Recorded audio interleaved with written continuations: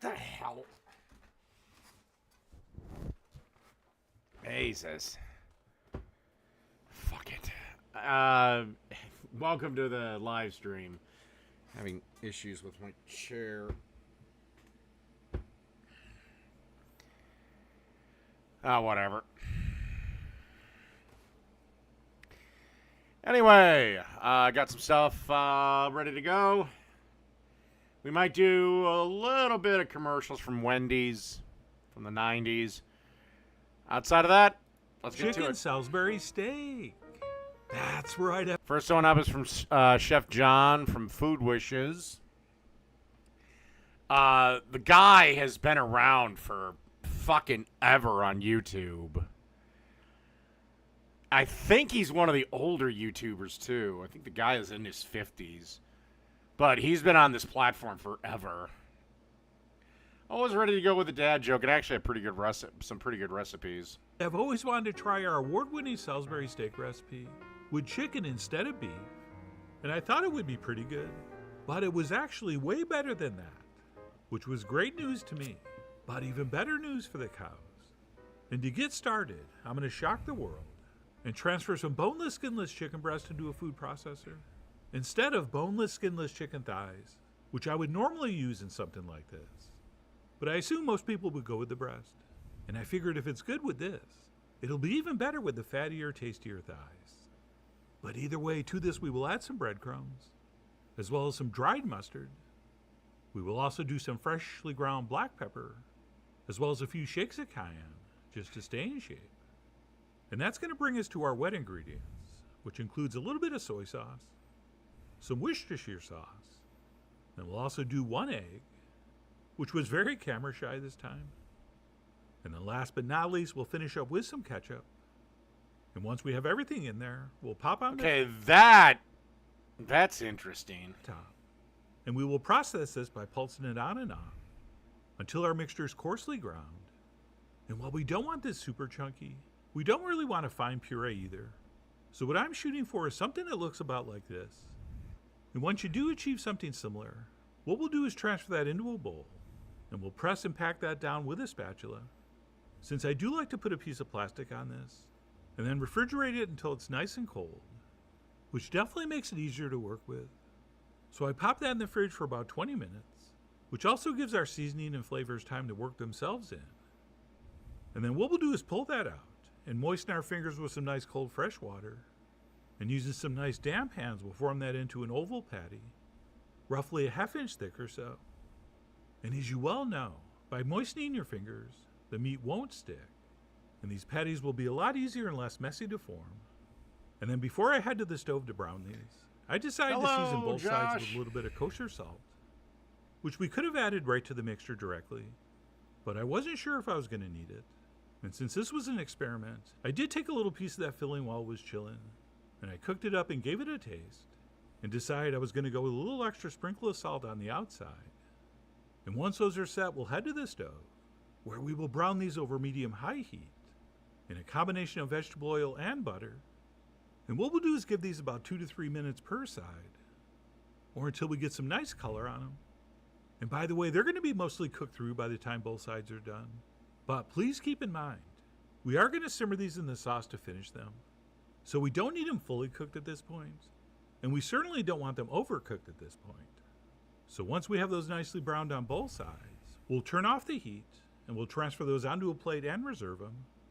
And once that's been accomplished, we'll turn our heat back on to medium-high, and we'll transfer in ½ pound of sliced mushrooms, along with a nice I don't big admit the pinch of salt. mushrooms. And then we'll cook these stirring until they're as dark and browned as we want, which if you're in a hurry can just be a few minutes. But the browner you get these, the tastier your sauce will be. All right, as you can see, a more beautiful color. And you can just flip them in the pan or use a spatula to toss them around.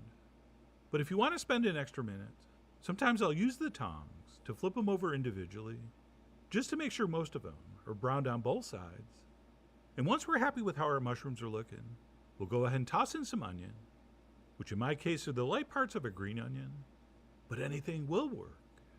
And no matter what you use, we'll cook that stirring for about a minute, just to take off the raw edge, at which point we'll grab our flour and sprinkle it in, And then we'll cook this stirring for about 2 minutes, which as you know is going to toast the flour, and it will lose that raw pasty taste.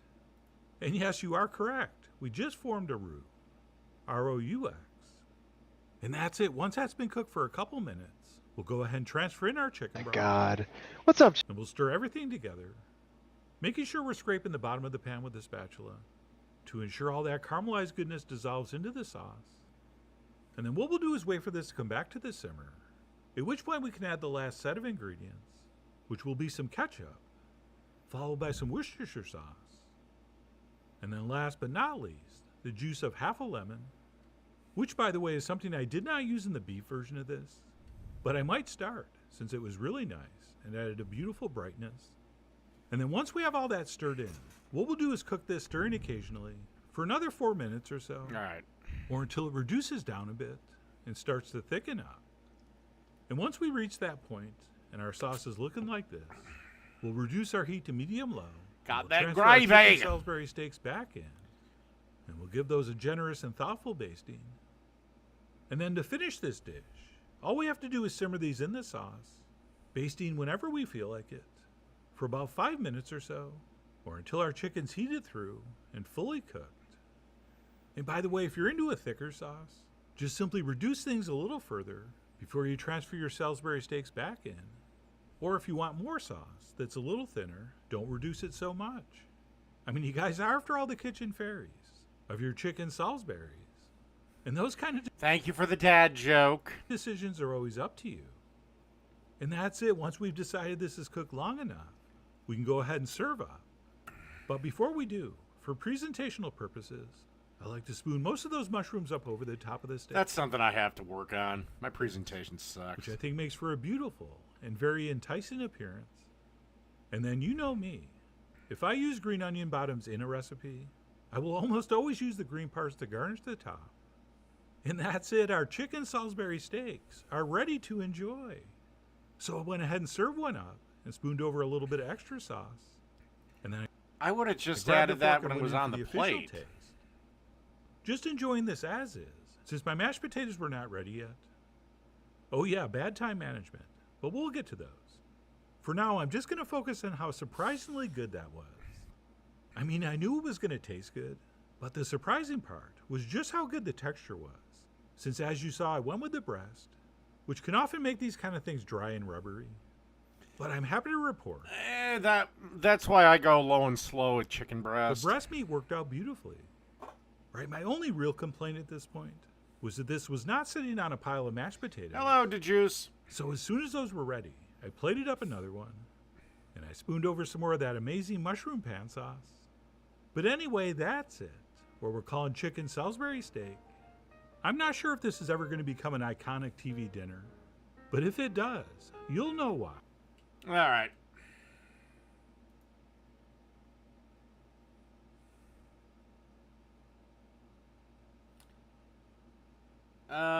Let's do this one next. This is ranch pizza from Food Fusion. All right, looks fine.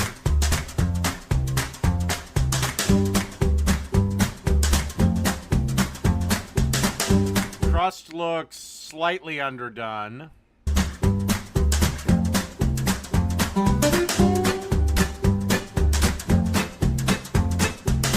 That's cream? Okay, is that sour cream or what? I mean, that's thick even for heavy whipping cream.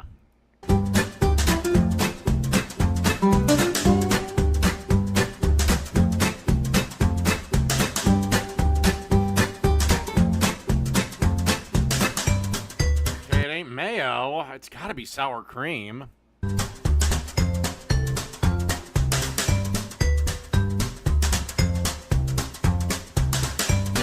Unless this is in fucking India and their definition is different than mine.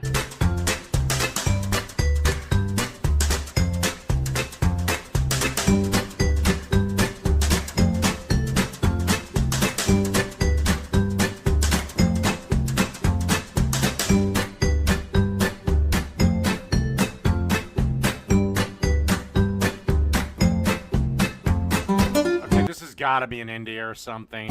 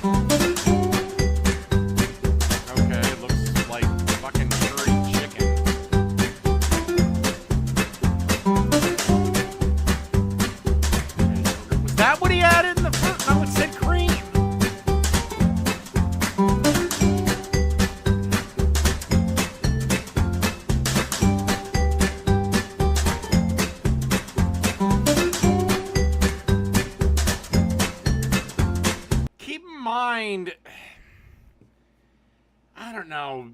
Chicken and pizza's tough because chicken overcooks fucking instantly.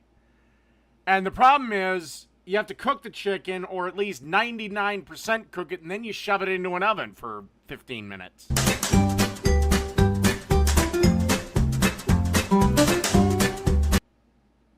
Why do you never suggest healthier options in your cookie? Why can't you say you can use Greek yogurt instead of mayo? I just go with the recipe as written. If you want to change it, feel free to go ahead. I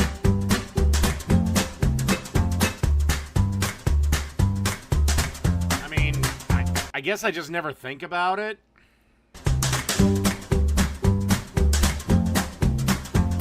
Because I'm a one-man crew and I do 4 videos a week for this, on top of Lord of Patriarchy. And I'm desperately trying to get Control-Z Cinema off the ground.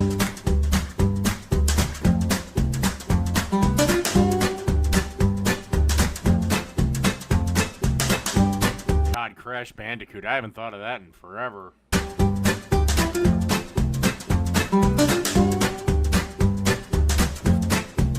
But tell you what, I'll take your suggestion under advisement, and maybe I'll start mentioning healthier options.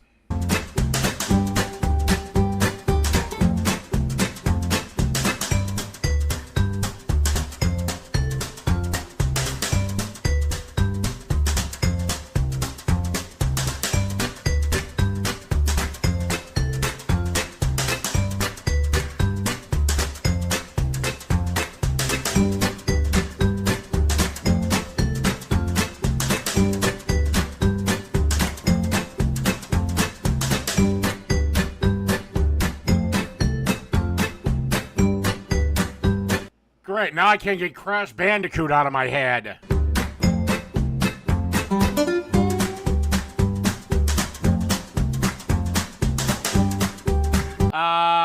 This would be translated into green peppers. Red onion.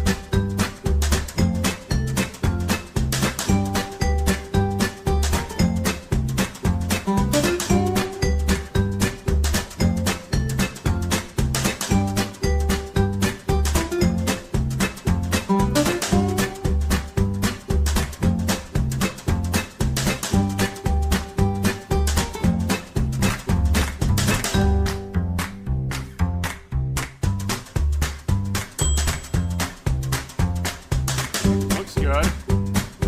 Again, except the crust looks underdone.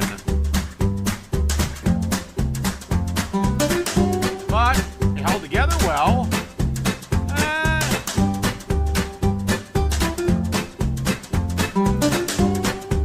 Okay, this is so weird.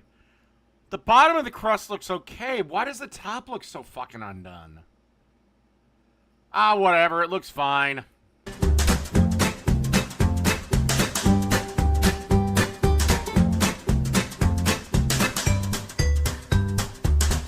Although, I would eat the shit out of that. Arey, wow! I have no idea what that means, so...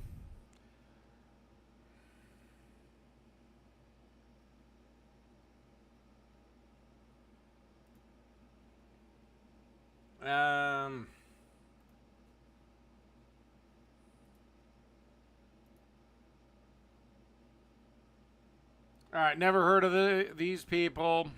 This is a smoked roast beef and cheddar. Bottom round versus top round. God, I'm trying to remember the steaks. For a roast beef sandwich... Oh, God, I don't know what cut I'd use.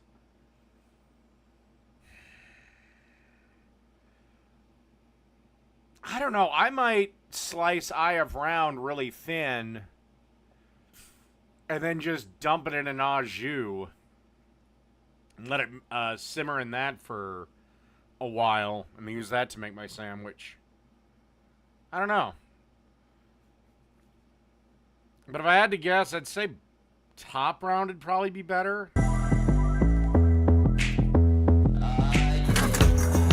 We're going live fire today on the TM. All right, I need another beer.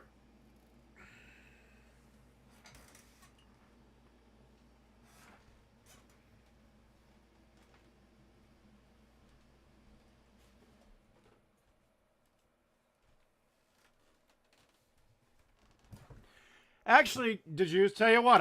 I'm gonna try to do, bacon cream cheese wontons tonight as one of the things I'm cooking. I'll tell you what, I'll do them both ways. One in the air fryer and the other in the oil. See which one's better. MG pit. So what about a smoked roast beef and cheddar? And we did it 2 ways. To get started, I have a whole onion and I have my homemade tallow. We have a ton of tallow on hand, so I'm not worried about using it. So the whole idea is a onion confit. And basically what we're By doing the way, if you want a good tip for your knives, never, ever, ever, ever put them in the dishwasher. Always wash your knives by hand. slowly roast these onions in that beef tallow, okay? And I'm going to take those onions, strain them from the tallow after they're done cooking. Ooh, Steve Austin burger. Actually, I've had a Steve Austin dish for years, but it was on a Q&A of his where he was talking about Mexican food that he likes. He typically likes tacos, so it's been on the list for a while of the Stone Cold Steve Austin taco. But if I had to do a burger, 80-20 ground beef, I do 2 quarter-pound patties, pickled jalapeno in place of pickles, some sort of Texas-style barbecue sauce, maybe a Texas rub for burger seasoning, and beer cheese instead of regular cheese, like a beer cheese sauce instead of cheese. We're going to use that flavor.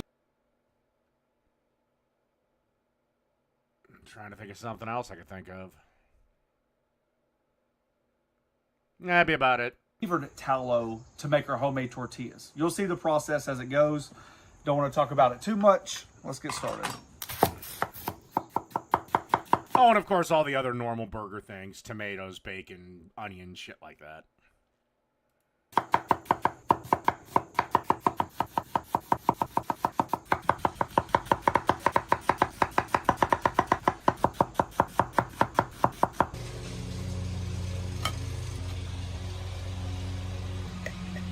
told you I was close to a cup. Alrighty, got my onions chopped, the oven set at 250. I've got a cup of beef tallow. Mix that in. We're just going to put it in the oven for several hours. The one thing I would like to note, I am not What in the hell is he making with this?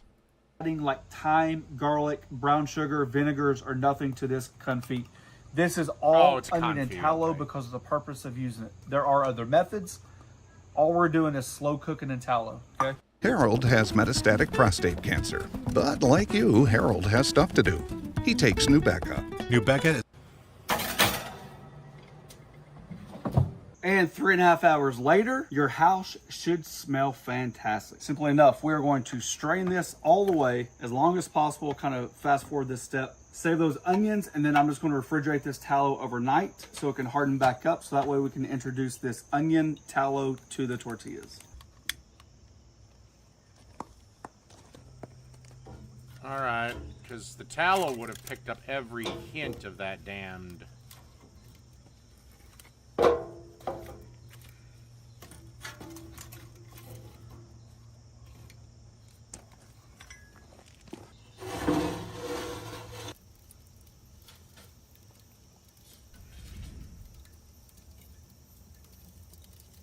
And to get started, we have two different options because this is what you would typically see in the grocery store, so we got both of them. We have a top eye of round and we have a bottom eye of round. Traditionally, Okay. this is what you would use for your roast beef. However, I do think the bottom could be a little bit more tender because it sometimes, majority of the time, should have more fat. So we're gonna use both of them. I don't know if it's gonna make that big of a difference. These look pretty lean to begin with, but that's what we're gonna be working with. First things first. Well, eye around is super fucking lean. That's the challenge with it. This is what we're gonna do as a binder. I know you guys don't think binders matter. However, the more ingredients you add does seem like the more flavor you should get. W sauce, a little Dijon mustard, and some horseradish. I love horseradish on beef. About a teaspoon. Same thing with your mustard. A good spicy brown mustard would probably work well too. And some W sauce.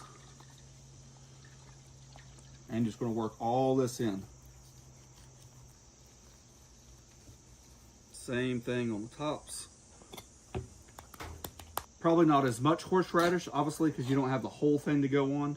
If you notice here, there's very limited silver skin. I'm not really worried about it because we're gonna be slicing this super thin. And I mean super thin. And it doesn't seem like it's too thick, so I think we should be fine. I'm gonna put this silver skin side down. That's gonna absorb the heat as well, so it should help us out just a little bit. I don't really see a need for a presentation side, so let's say this goes skin side down, so we'll do this last. With the seasonings, our AP rub, which is basically salt, pepper, garlic, and seasoned salt. We're gonna season this heavily and then come back at it with some coarse black pepper.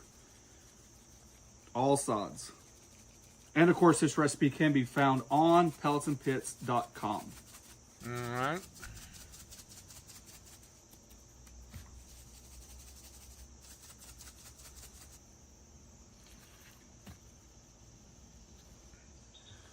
All right, use your thermometers.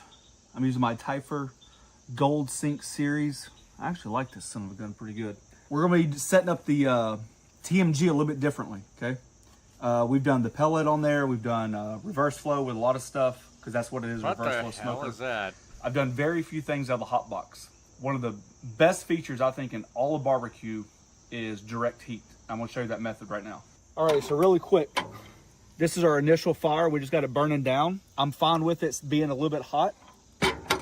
On the smokestack, I got my smokestack closed off. And in here on the hot box, this is where all the shelves are. Typically we'd have a baffle plate, but what I've done, I've removed everything. I've got my shelf right here, which is about thermometer high. On the back side, we got vents as well. So I'm gonna close those down a little bit to lower the temperature. And right here, you see we're about 350. So I want that a little bit lower. I'm not worried about it. And the whole idea is that meat's so far away from that fire, but we should be able to adjust our little dampers, lower the temperature down just a little bit, but I want a bark. Like I want this to be not necessarily smoked at 250 the whole time. I want this to have some oomph to it, right? And I feel like those open coals and that open wood should do that for us. So I'm gonna place those two on there and just monitor the temps.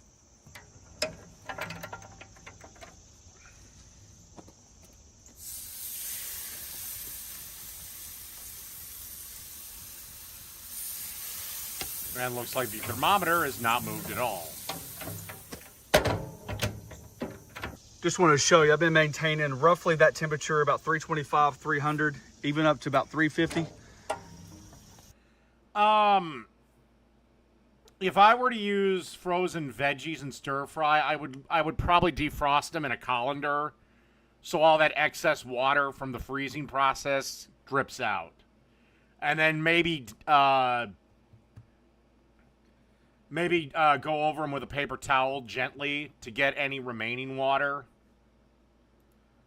But this is what it looks like. See the open fire right there? Comes all the way up. Got little beef drippings. I've already pulled one of them. And obviously you would think this one needs a little bit longer because it's thicker. So this is about 100 degrees, and I just pulled the other one about 130 degrees. So right on par. Once these are done, I'll be able to stick them in my little... The problem is if you kind of pre-boil them, they might get overcooked in the wok. Oven. Keep them on warm. I'm gonna keep them about 125 while we make those tortillas. We're just simply weighing out the ingredients before we start mixing for the tortillas. I just want to show you that's the leftover onions. Oh no, I didn't. And then see we're that looking for 208 grams of tallow, and this is that tallow with all that onion flavor inside of it. So we're going to come up a little bit short. So I'm just going to add to it. That was it? Perfect. That's 210. 210. Somewhere through there. We'll live. Huggies Double Grip Strips versus Baby Gear. Will it stay put? A toy piano? Yep. All right. To the tortillas, we're going to add baking powder, salt, give that a mix, and then we're going to add that tallow to the flour and incorporate. Look at all that goodness right there left over from the onion. Just crumble this up as best as we can. This recipe was on a video we did with Marcus from Well Station Barbecue. He makes fantastic homemade flour tortillas. He makes good. You know, I'm assuming making your own tortillas is easy and fun. I'd just buy a pack, though. Food in general.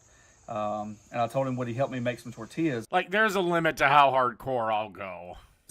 So I went to his place. He showed me his barbecue truck and all that stuff. Had a great walkthrough. He loves culinary just like I do, so it was a great conversation. And this is paying homage to him and his business. So this is his recipe. And of course, I'm taking his base recipe and I just added it to it with that idea of the onions. That's what cooking's all about. All right, once that tallow is worked into the flour, you're gonna create a well. Just because you measured out the water doesn't mean you're gonna need all the water. You might need more, you might need less.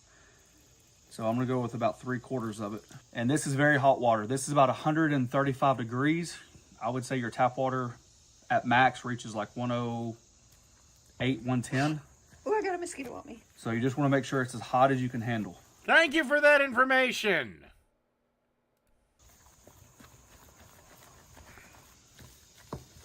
See that dough we just made? That's almost perfect. So now we're just going to keep working the dough. It's going to start coming together. Ooh, 5 more degrees and that top round should be ready. And can we talk about how amazing that dough smells? Have you smelled it?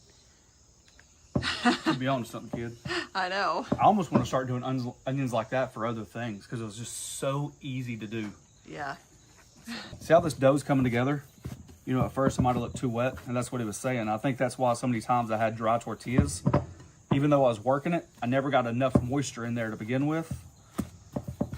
And that's why you want to hold some of that water back too. I mean, this is looking really good. Now the consistency's done to where I want it, I'm going to add these onions. Probably not all of them. It's not like I want an onion tortilla. We can save some to go on the sandwich. You know the one thing you don't see, but you see it in like almost in every single type of... Okay, I got a question. Wouldn't the onions be burnt to hell before the tortilla's done? Pastry there is cinnamon raisin, or like even cinnamon brown sugar. You never see a tortilla? cinnamon... Yeah. If you did this... Ooh, then you could make sopapillas out of that. Just curious. I mean...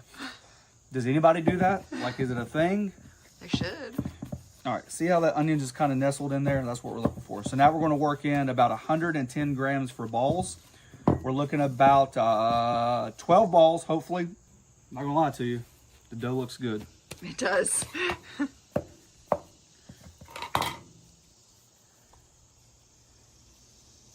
110 grams, okay? So I'm going to take this, kind of do the dinner roll method. Just completely make it tight. Okay, right on here, and then I'm gonna work the rest of these out. This was the bowl that had all that leftover tallow. Oh, we're ready. So this had that leftover tallow. So I'm just gonna come back with my hands, kind of give it like a little tallow bath, keep it from sticking. We're gonna plastic wrap it and we're gonna let these sit out for about 45 minutes so they can relax. Yeah, perfect temp. Perfect temp.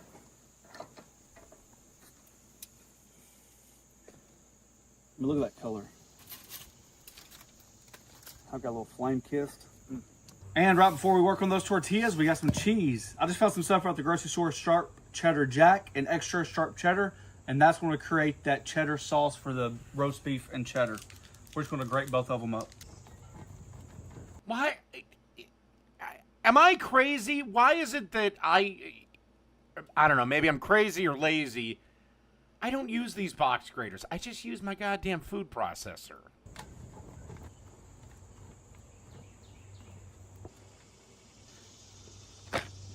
Alrighty, I have a tea towel, hand towel that's been microwaved with moisture. I got my Drippy's blanket. I know it sounds crazy. People always want to talk about putting barbecue in there. I find more and more ways to use this. You guys can check the link out listed below. I'm telling you, it's pretty neat. It's one of those like a, what's it called? Like one of those freezer things, you know, like freezer bags. It's Insulated? Like, yeah, way more things. So the idea is we're gonna make the tortillas and then put the tortillas in here so they stay warm. Okay, that's the idea, folks.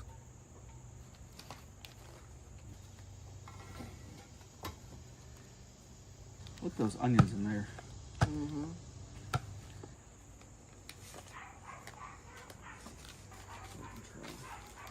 Alrighty, we have the TMG tortilla press. Of course, I'm using their burner today too, but it's like a heated press. So this is how Marcus did it. So right in the middle it goes, close it till it squeaks.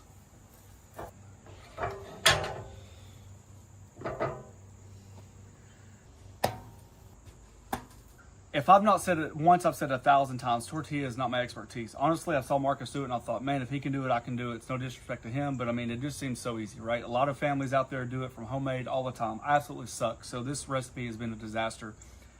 I really thought about scrapping the whole idea from the video, but then I thought, you know what? I've been honest with you guys from day one and this is no different. So the dough's probably a little bit too loose. I've added flour. It sucks. And then I got that. So my idea was to use the TMG pit press because it's a little bit larger, right? And then use it the same idea. Oh, trust me, I've had this. This is why, again, if I was doing this, I'd have the backup of, well, I fucked the tortillas up, but I bought store-bought. As I would my tortilla press. Problem is, I did that and the dough was too wet. So then I added flour to it. I did it again. I didn't like the way it came out. So then I heated up the tortilla press like Marcus showed me. I tried that. That didn't work. So then I came back out and got this tortilla press. And then I added flour to my bag because it was a little wet. And then it worked okay. And then I was able to roll it out some and then put it on the griddle. And I'm still not happy with it. It's nothing like what I thought it would be. It's too... Depend handles that other water hazard. Keep it dry, guys. Hey, don't feel too bad. Do you have any idea how many pizzas I fucked up before I got the results I wanted?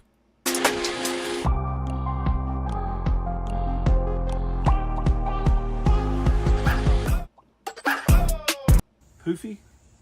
It's not a tortilla. So I'm going to scrap the whole idea. I'm going to go to the grocery store and buy some damn tortillas because this is ridiculous. It shouldn't be this hard to make tortillas. But you know what? That's the honest to God's truth. That is the truth right there. You know what, Big Daddy?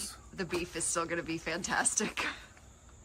I've even added flour to the balls and then tried to do it again. So then, you know, they're a little bit more stiffer. Then I'll let them rest. Yeah, I mean, that looks good right there, right? But this is 110 ounces. And so to get 110 ounces like this, 110 grams. 110 grams, yeah. It's just too small, too thick.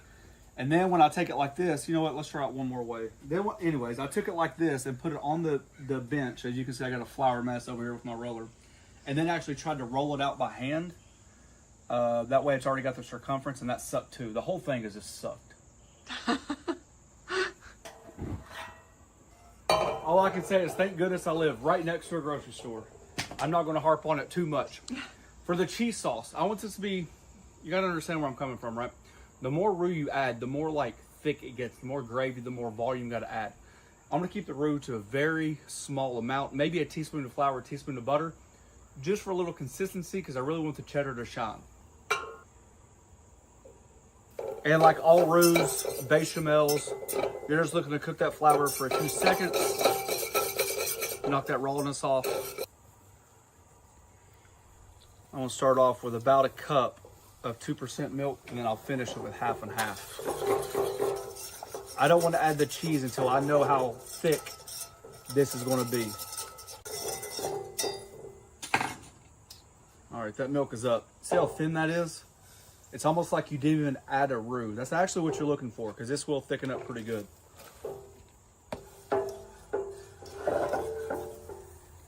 See this consistency? I'm telling you, if you let it cool down, it's going to thicken up, and that's what we're looking for. If it looks like gravy now... Well, if you let it thicken up, it's going to turn into fucking goddamn a solid block. It's going to be way too thick by the time it heats back up, or cools back down. Obviously, we have the top and we have the bottom, so I'm going to slice these up separately, and then see if there's actually like a difference to see what we like. So I'm going to shave it thin.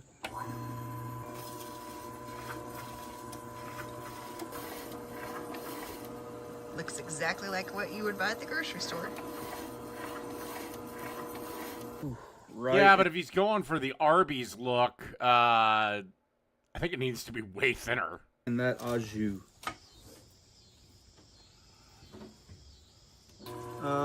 We don't want to cut it that way because we're cutting with the grain. Ah. So you make sure you cut against the grain.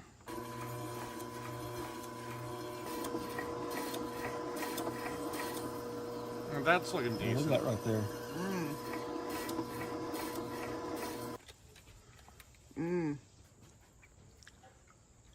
Definitely like the eye of round better. This one? No, this one. This is the bottom. This is the eye. We're gonna allow that cheese sauce to cool No, it looked like you sliced the bottom second. down. You see that consistency we're working with? It's still just a little bit hot, but that looks glorious. Since my whole idea was onion infused tortillas, why not just get an onion bun, right? That's probably a little bit more traditional on your roast beef and cheddar. I found some big old tortillas, so we're gonna take these. And the funny thing is, the whole part of the, well, not the whole point, one part of the video was, Are you going to warm them up? can you tell the difference between the top and the bottom? My wife has an answer that I actually agree with 100%. I prefer the bottom. 1,000%. If we did this again, it would be with the bottom round roast every single time. It's interesting because you think it's, I think it actually does think that, I do think it tastes more like roast beef. It's weird. It's more tender. It's way more tender. Okay, there you go. So you guys pick yours. On the griddle, Okay, good. since we can't make a tortilla, I'm going to put this tortilla right on the griddle. And since my onion was supposed to be infused in it, and I'm just going to spread this kind of like onion confit jam right over top of the tortilla. So you want some of this? You want to go half and half? Oh, you can. So did you say what temperature you pulled the beef off at? I pulled about 135. I didn't really want like a rare beef. So this is a little bit cooked more than what I would like. Going back for this bottom, you can see it rose to about 140 to 145 degrees. If I did it again, I would take the bottom off about 125 degrees and let it carry over.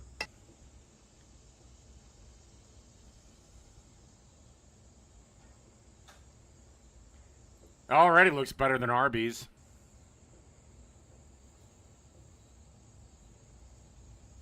You know what this made me think of? A version of a Philly. Oh, yeah. Let's actually move everything this way, the way the tortilla is built. Oh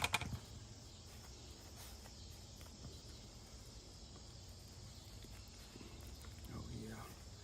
I'm gonna set it right on that griddle just for a second to sear. And then if you wanted that onion bun, and since we had to come up with plan X, let's toast that for a second.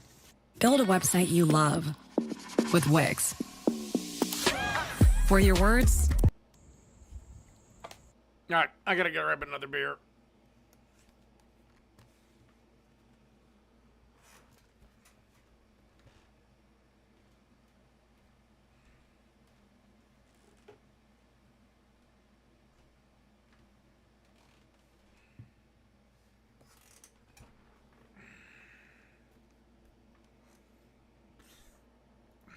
Probably don't need as much onion on this one.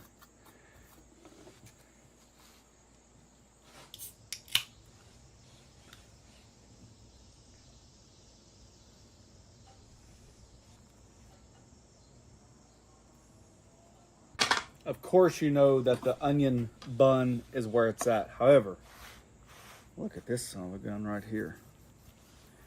Let's see.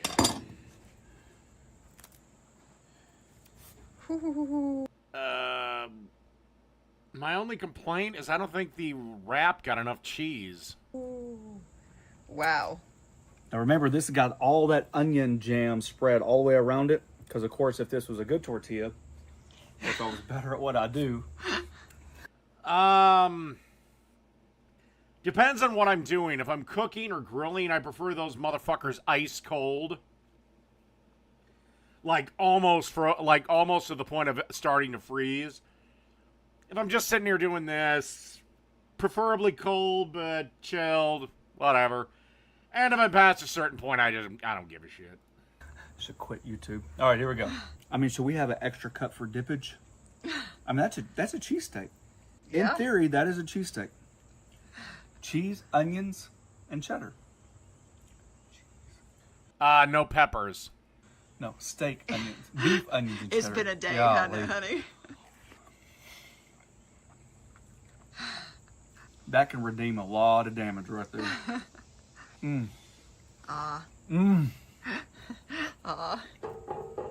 See what happened to it when it cooled down? Oh, yeah. The smokiness, that's legit. That's legit. All day. Pretty dang good. And for mixed drinks, unless I'm doing like scotch or whiskey and it's just straight up, if it's like a mixed drink, I always prefer ice in there. That beef is good. I would just eat it cold out of the fridge. I love the fact that that grill is so versatile. I've expressed 1,000 times I love beef on open flame. Steaks, something like this. A little bit different than the smoking it. You know, you get kind of like a char. Kind of like the idea of a pit beef, to be honest with you. Yeah. A little bit different, but a little bit more smoke flavor. That's why we do these things. Thanks for the rod. Sorry I messed up. All right. Let's move on to...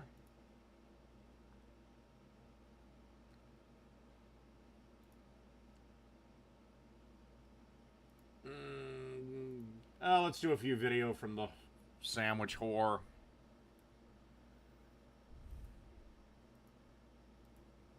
Want me to make you a sandwich? Alright. Marinated pork, grilled bologna, pickled cream cheese and dill, pickled Cheetos. Okay.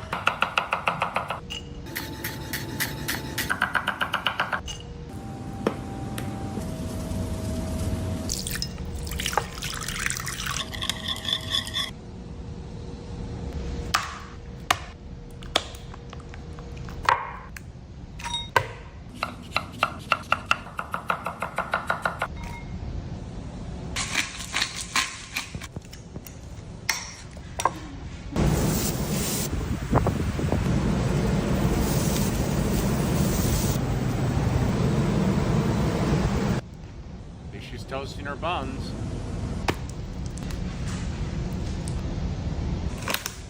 Jesus, coming to you next from the 10,000 calorie sandwich of the month club. Perfect. Here you go. Hey, hungry? Alright, and this is steak and roasted red pepper pesto melt. Hungry? Want me to make you a sandwich?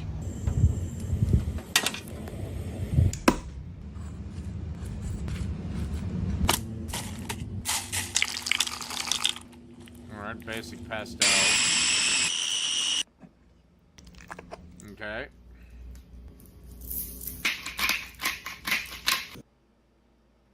Sweetheart, that looks like a goddamn pork chop.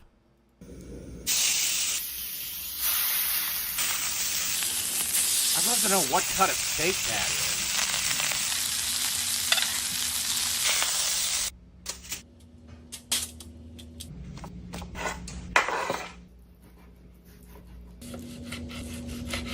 definitely steak.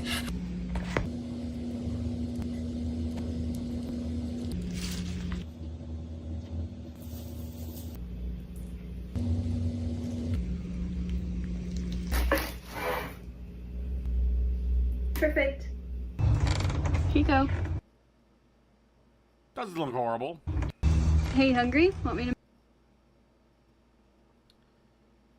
And this is her attempt at spaghetti and meatballs. Hungry? Want me to make you some pasta?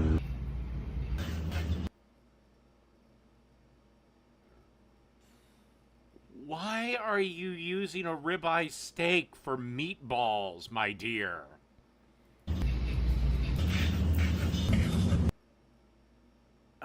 Oh, okay. She's gonna get some veal too. No, just beef and pork.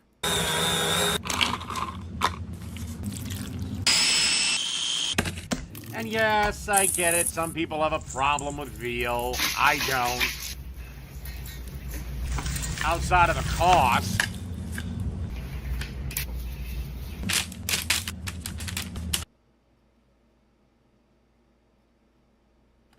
I believe that premieres. Let me check. Shit, that could be premiering in like 5 minutes.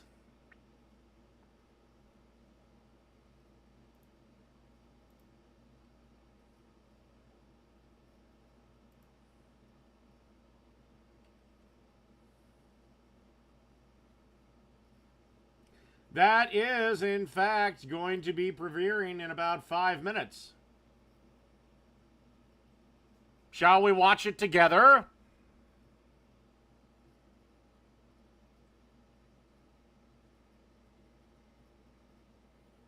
Should I watch it together, like real quick? Put a 1 in the chat if you want to watch it together with me.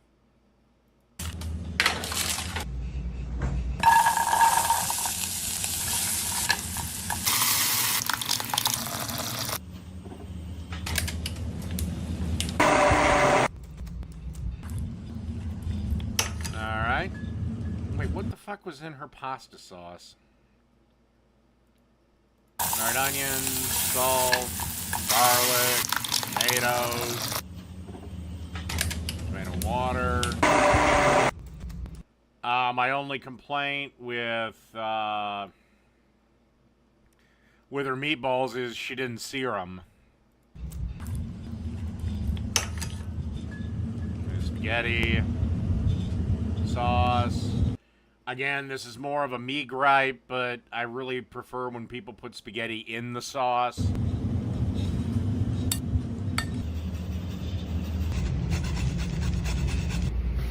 Perfect. Here you go. All right, before we begin, I'm going to take a quick restroom break. I'll be right back.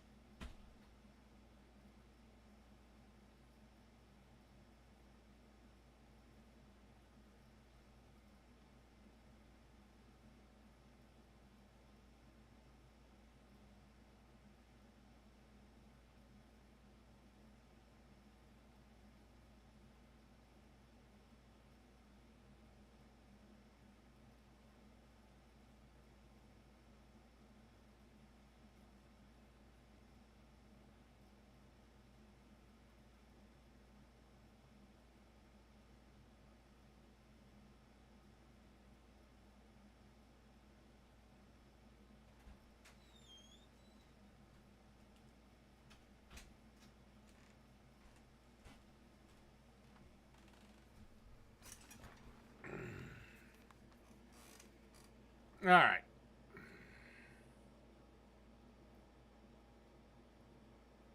And then here's this from Devour Power. Long Island serves up some insane comfort food. We're at Street to Table in Merrick, New York, and we are hungry. First, an appetizer. We got their giant panko-crusted fried mac and cheese balls, which get served with their marinara sauce, slathered in a house-made cheese sauce, topped with shredded cheese and Parmesan. We always order these when we're here. The mac and cheese is creamy and that panko fried crust is perfect. Alright. I guess I'll just turn this on. Catch up with the chat.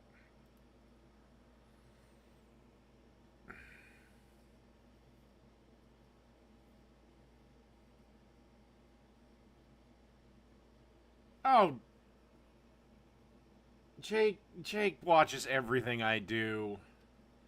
He hasn't done a stream in like 3 days, and I think his last stream, he did my cooking video. I think he responded to my cooking live stream. Then he responded to my response to him. This is why I kind of just stopped talking to him. Because there's just one response after the... It was getting to be the response of the response of the response of the response of the response of the response.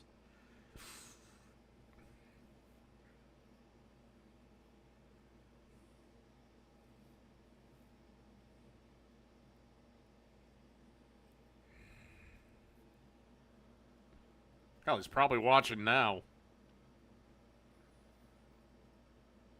Weird, so I have my chat and this chat and that chat and...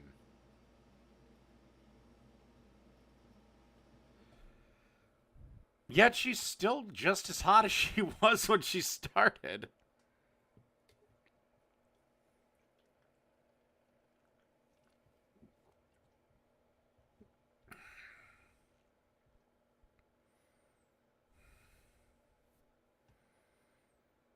Come on.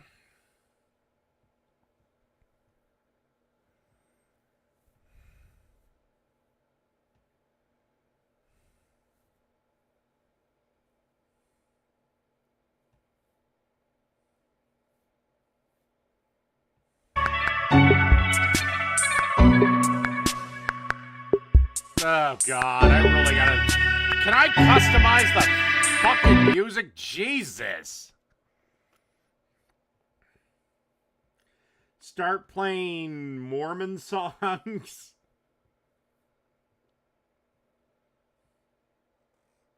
Or Moon Man. Who the fuck is Moon Man?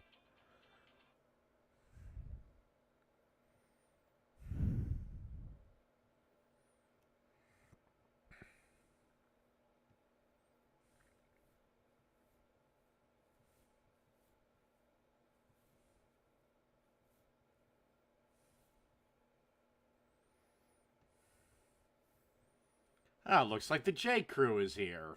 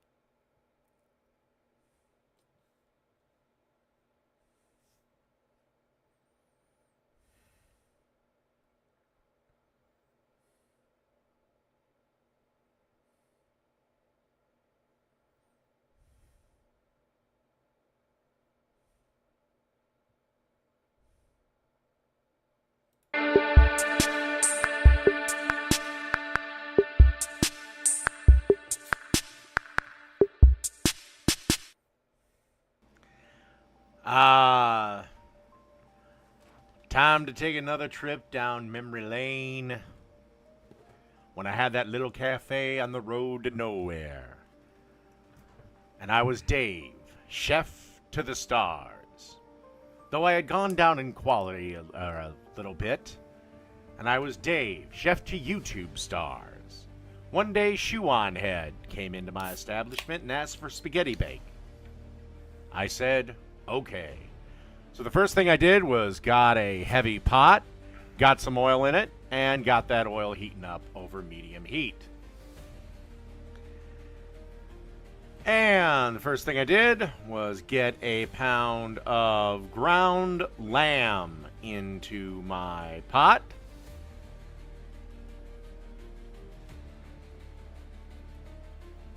And then add a pound of Italian sausage. Mild or hot, your choice.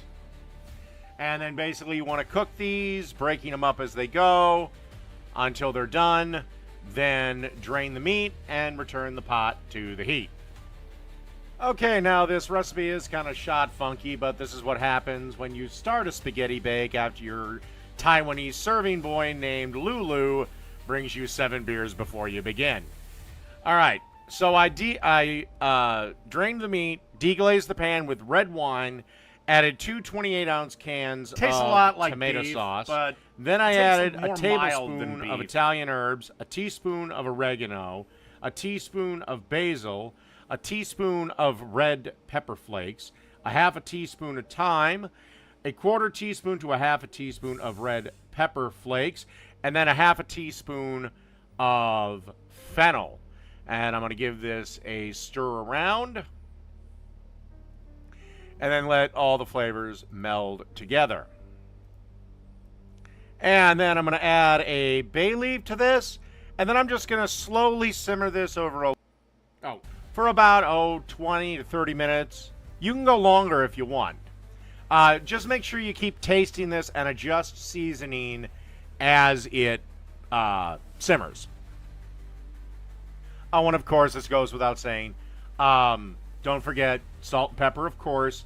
And if it is a little too acidic for you, you can go ahead and add a pinch, like a quarter of a teaspoon of sugar, and it should take care of either the acidity or the kind of tinniness of the cans if you pick that up in yours. Okay, after about 10 minutes or so of simmering, time to add the meat back into the sauce, give it a stir, and once again, let everything simmer for, again, at least 10 more minutes, up to 20 more. And again, you can go longer if you want, but that's my recommended time frame for what that's worth. And however long you want to simmer this for, the Walmart last, sells I'd it say, fairly 7 cheaply. minutes or so, you're going to need to melt our final ingredient, which is 15 ounces of ricotta cheese. All right, there we are. And then you just kind of want to break this up and keep stirring it around and chop and breaking it up with a spoon just to make sure there's no large clumps of it or that it doesn't stick to the bottom and burn. And by now, you should have your pasta in the water. It's spaghetti in this case, takes about 10 minutes, but whatever the package directions say, take at least 1 minute off. Now, because you're doing a bake, you could even take 2 or 3 off, because you drain your pasta, it's in the colander, and it's still cooking. It's still radioactive hot. Unless you're making a potato salad or a pasta salad, never, ever, ever, ever, ever, ever, ever rinse your pasta. Pasta salad is the one exception to the rule. So while it's still cooling down from being in boiling water, it's going to get the extra minute to cook. So always take 1 minute off. So yeah, just give this, like I said, about 7 minutes before you want to call your sauce good. Add some ricotta. And like I said, by now you should be having your pasta in the water. And you should also be preheating the oven to 450 degrees. Alrighty, the pasta's been drained. I should say I did break the spaghetti in half like I was making it for children. But it's a spaghetti bake. And then just want to give this a good old stir around.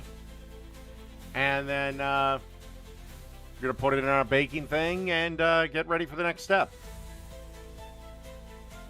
That's some nice stirring right there. One important thing I did forget to mention is before you add the meat back to the sauce, take out the bay leaf. Sorry about that. Okay, now we're going to add our pasta sauce mix to our pan, or our 9x13 baking dish. Hey, the juice Culver's is delicious. And just kind of want to spread it out here Make it as even as possible. And then cover with as much mozzarella cheese as is needed to basically coat the whole pasta bake. You'll need probably 2 bags, but I like it when things are extra cheesy. And then you're going to pop this into the oven for about, 15, 20 minutes, or until the cheese essentially is it's golden brown, ooey gooey, and delicious. And that's all she wrote for the spaghetti bake. And when I went to serve this to Shoe on Head, I was expecting her to be screaming the works of Karl Marx to everyone else in the restaurant while spanking my waitstaff for not listening to Calming Mommy. Instead, she sat there very politely at the table, ate her food, and when she got up, she called us all fine, distinguished gentlemen and wished us a wonderful afternoon. So that's the story of Shoe on Head's baked spaghetti. Done. And that's that.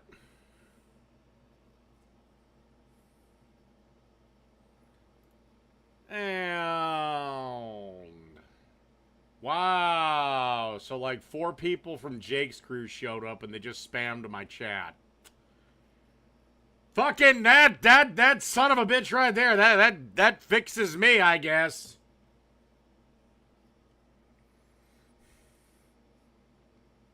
God, these people are such losers.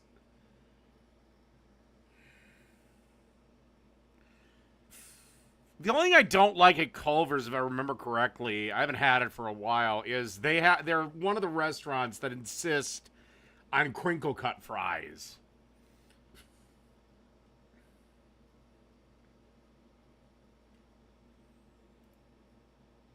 All right.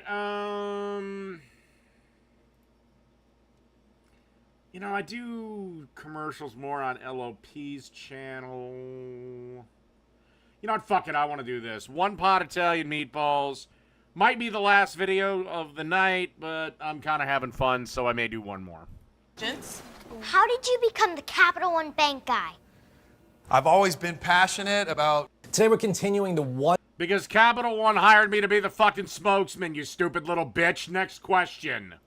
Pot series. We're making Italian... I'm sorry, that's harsh. I don't care. Meatballs with orzo. This is a great one. Okay, so let's go over the ingredients. This is a 2-part recipe, but it's very easy. We have a sauce component and we have a meatball component. For the meatballs, I have 1 pound of ground chuck. I have 2 teaspoons Diamond Crystal kosher salt, half a teaspoon of black pepper, 2 cloves of garlic that are grated into a paste. Okay, we're gonna mix that into the meatballs. It's gonna give great flavor, but you don't wanna go overboard with the garlic. So 2 cloves is good for this amount of meat. We have 1/3 cup of flat leaf Italian parsley that is minced. I have 3/4 cup of Italian seasoned breadcrumbs. So they sell them in the supermarket like that. Okay, it has a little bit of salt, a little bit of seasoning in there. It's fine. If you don't have them, you can use regular plain breadcrumbs too. We're making a very quick, easy meatball here. We're trying to make things as uncomplicated as we can for these 1-pot meals, but that preserve 99% of the flavor. We have 3/4 cup of grated Parmigiano Reggiano cheese, and then I have 1 egg. So after we mix it up, if we need a second egg, we'll add it in, but we'll be able to tell by the consistency of our meatballs. For the sauce, we have 1 large onion that is diced. I want like a lot of like oniony texture in here. I have a 28-ounce can of plum tomatoes. These are crushed. You can use whole plum tomatoes. You can blend or pulse them, or you could hand crush them. Anything like that is fine. Just make sure it's 28 ounces of I always just go with tomato sauce. That's just me. Tomato. I have 3.5 cups of low sodium beef stock. We need all this extra liquid to be able to cook our orzo. Okay, it's gonna drink it up, it's gonna absorb it. We don't want... I'm unfortunately planning on not a very healthy dinner tonight. I'm planning to do a grilled cheese pimento sandwich, along with, like I said, the bacon cream cheese wontons. And then if I still feel like it, I'm gonna do chicken yakitori. want it to be super dry at the end. We have 1 teaspoon of crushed red pepper flakes, give it a nice heat component, which I like. If you don't like something spicy at all, just, feel free to omit it completely. And possibly a pimento mac and cheese.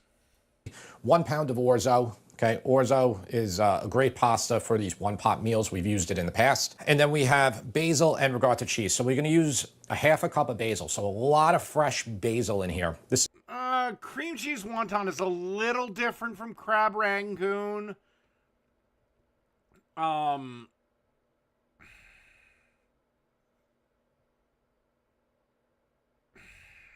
it'd almost be like a tuna fucking salad. It's a little different. There's way more ingredients in a crab rangoon.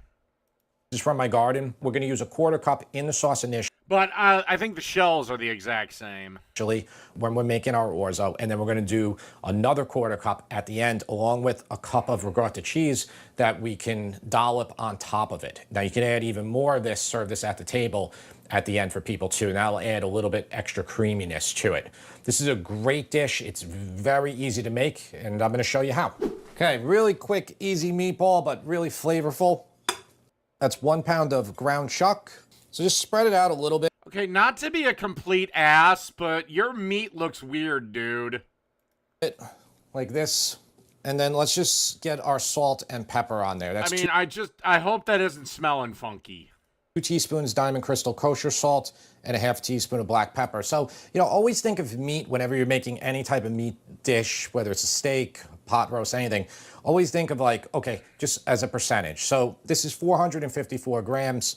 This is 6 grams of salt. That is giving me roughly a 1.25% salt to meat ratio. Okay, and that's good.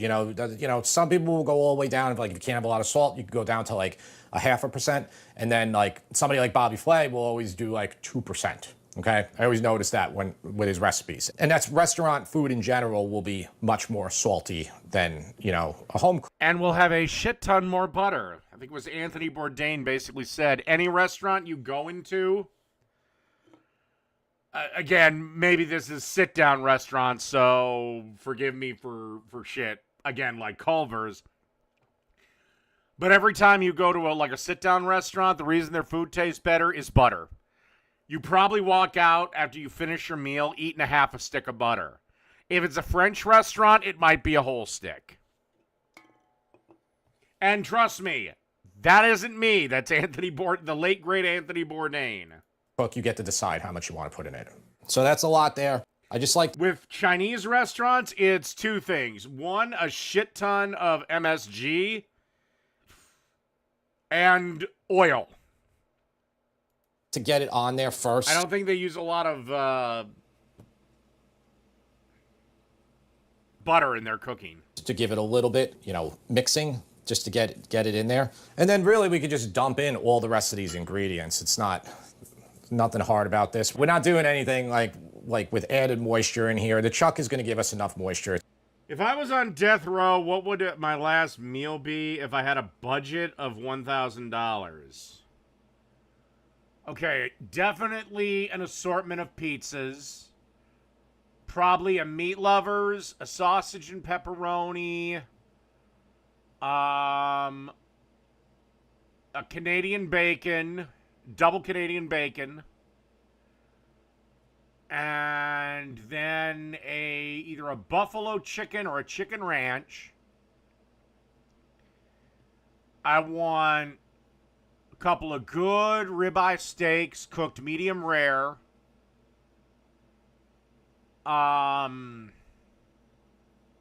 Lasagna. Spaghetti bake.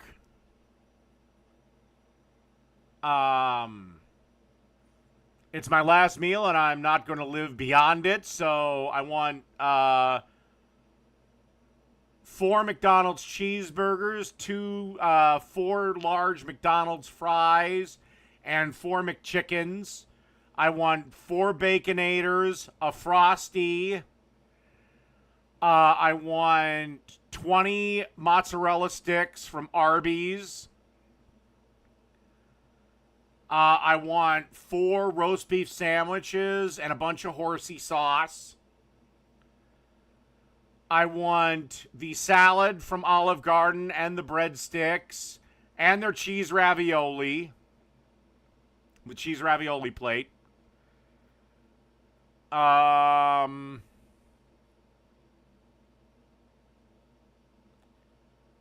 want 3 Hardee's Frisco burgers.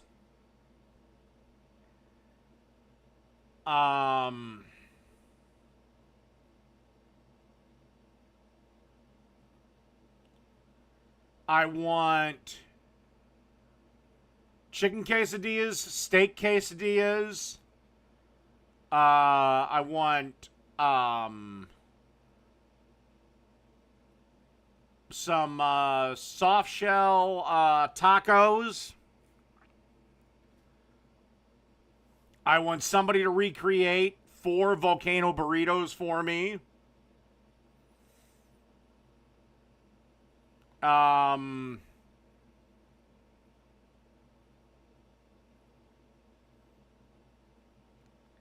want 4 grilled cheese sandwiches, and I want 2 grilled cheese sandwiches. I want 2 grilled cheese sandwich burgers. And after all that, I don't even know if the hangman is going to have to do his job. I'll probably be dead of a heart attack. Oh, I also want a case of beer. It's going to be fine. You'll see, like, I've probably made about 30 meatball recipe videos on this channel, and each time I'll do it a little different. One time we did spaghetti and meatballs. We had burrata to our meatballs. Oh, I also want a bottle of Captain Morgan and a 2-liter of Coke and 4 2-liters of Coke. Again, I don't think the hangman is going to have to do his job after this.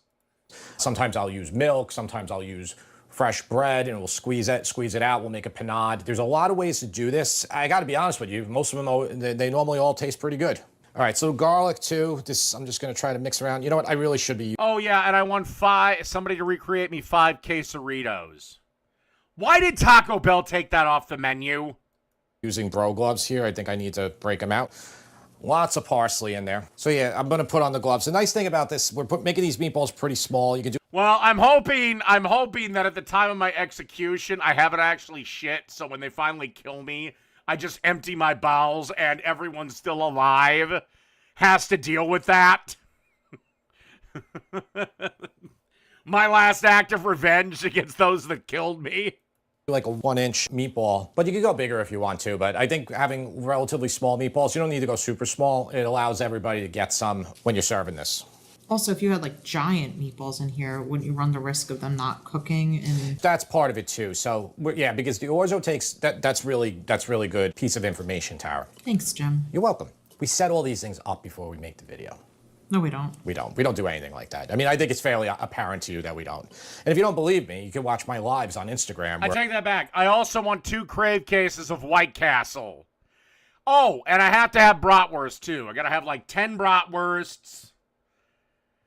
Oh my God, when I finally do void my bowels after they kill me, there's gonna be a mass suicide event. That's how bad this is gonna smell. You know, these recipes live. Okay, so mixing that up. So see how dry this is right now? So we'll put in this 1 egg, and if we have to use a second one, we will. It's different on any given day. Like, it has to do with the moisture in the air. And yup. It's just, that's why. And the meat itself, the meat itself. Yeah, and so that's why I think it's, you know, you always kind of communicate that you should just use a recipe as like a jumping off point and make adjustments as needed. At Wells Fargo, we get it. Ella started her business because she loves facade. Absolutely. You know, these are like, it doesn't even matter really with them being dry. They're the way. Unfortunately for me, I could never have the last meal because Minnesota doesn't have the death penalty. The way they're cooking with the moisture that's in it, how they're being cooked. Seriously, he was buried in his backyard? How the fuck is that? Was he living in England or the UK, whatever? Was he living in the UK or the US at the time? Eventually, we're dropping them in. They're going to be plenty moist. I think we're good. I mean, I probably could put another egg, but I think these are going to hold together. So now for the meatballs, like even though you have gloves on, sometimes it's good just, I have a little cup of water here. Sometimes it's good just to put a little bit of water on your glove every 2 or 3 meatballs and just grab, okay, about this much. And if you have like cracks and crevices in your meatball, like they might open up a little bit, you could just take a touch more water on there and that'll just kind of close up the cracks. Okay, then I have no idea the laws regarding burial, because there was a story about a guy in, I think it was in Louisiana. Him and his wife lived in this house for like 50 fucking years. She unfortunately passes away before him, and she says she wants to be buried in the front yard. Well, the guy honors her request and has her buried in the front yard. The city understandably says, sir, you can't have a corpse in your front yard. She has to be in a cemetery.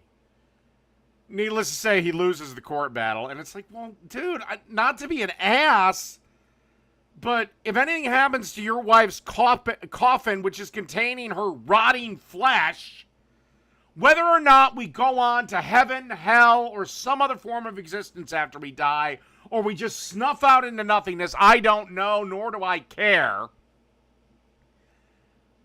What's left behind is essentially a rotting bag of flesh. You know, sorry, Just roll like this. That's what I heard, but then again, I don't know. Maybe his golf course is deemed safe for burial, and this guy's house wasn't. Remember, I don't know where the fuck this golf course is, and Louisiana's below the water line. Okay, and then you get a meatball like that.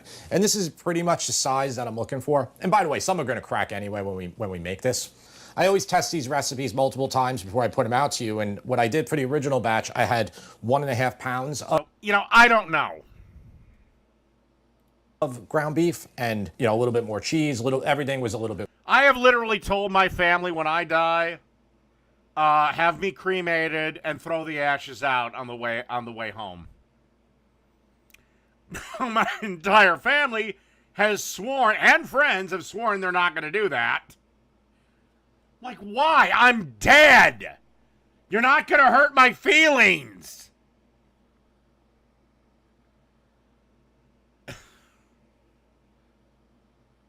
More, you know, proportionately, and it was just too many meatballs. I couldn't fit them in the pots. And when it comes to human ashes, you can do whatever you like, because essentially you're just nitrogen at that point. So I was like, you know, this is a good amount, and it's still fine for, this is a big meal. Again, I don't know if there's an afterlife. I don't know if we go to heaven or hell. I don't know if we go to the Muslims' version of an afterlife. I don't know if the Jews got it right or the Hindus, or maybe we get reincarnated, or I don't fucking know. Or if we snuff out into nothingness. All I know is I'm not willing to stick a fork in a light socket to figure it out. For 4 people, you could probably serve 6 people still. All right, so I'm just gonna roll all of these up, and maybe somebody in back of the camera can help me. Okay, so here you know, and again, and they all are. Jesus Christ, how did this turn into a LOP thing? This is So use that water. It'll close up any gaps if you have them. Again, you're probably gonna get a couple that break regardless when you do this. What's great about this recipe too, so this is the longest part of it. If you want to make this even simpler, you can make these the night before. You can make them in advance. You can even throw this in the freezer, and then they'll harden up, and then you can throw them all in a bag, okay? And then they'll keep separated that way. And then keep that ready to go, and then pop it out, you know, an hour before when you're gonna make this recipe. And then you could do it even quicker. But this didn't take too long. Even so, I'm just gonna set these off to the side. You can use anything that is 5 quarts or more. So you often see me cooking with like a non-stick. It's called like a jumbo cooker, Tefal jumbo cooker. But I got this new 5-quart brazier. So I'm gonna try this one today. It's my first time using this. Okay, $60 on Amazon, I think, which was about $340 less than the Le Creuset version. For real, okay, the exact, and this one's highly rated, so we'll see how it does. I think it's gonna be perfect. What you need to do though, you wanna make sure that you have a tight fitting lid, but again, you can use an 8-quart Dutch oven, a 5.5-quart Dutch oven, you can even use a heavy pot. Those would all be fine for this. The clean energy transition is really a... All I know is if I do come back as something, I'd prefer to come back as like, well, another human. partnership that we do with the customers and communities that we serve. And the Chippewa Sun Solar Garden is really illustrative of that type of partnership. Heat it up to medium.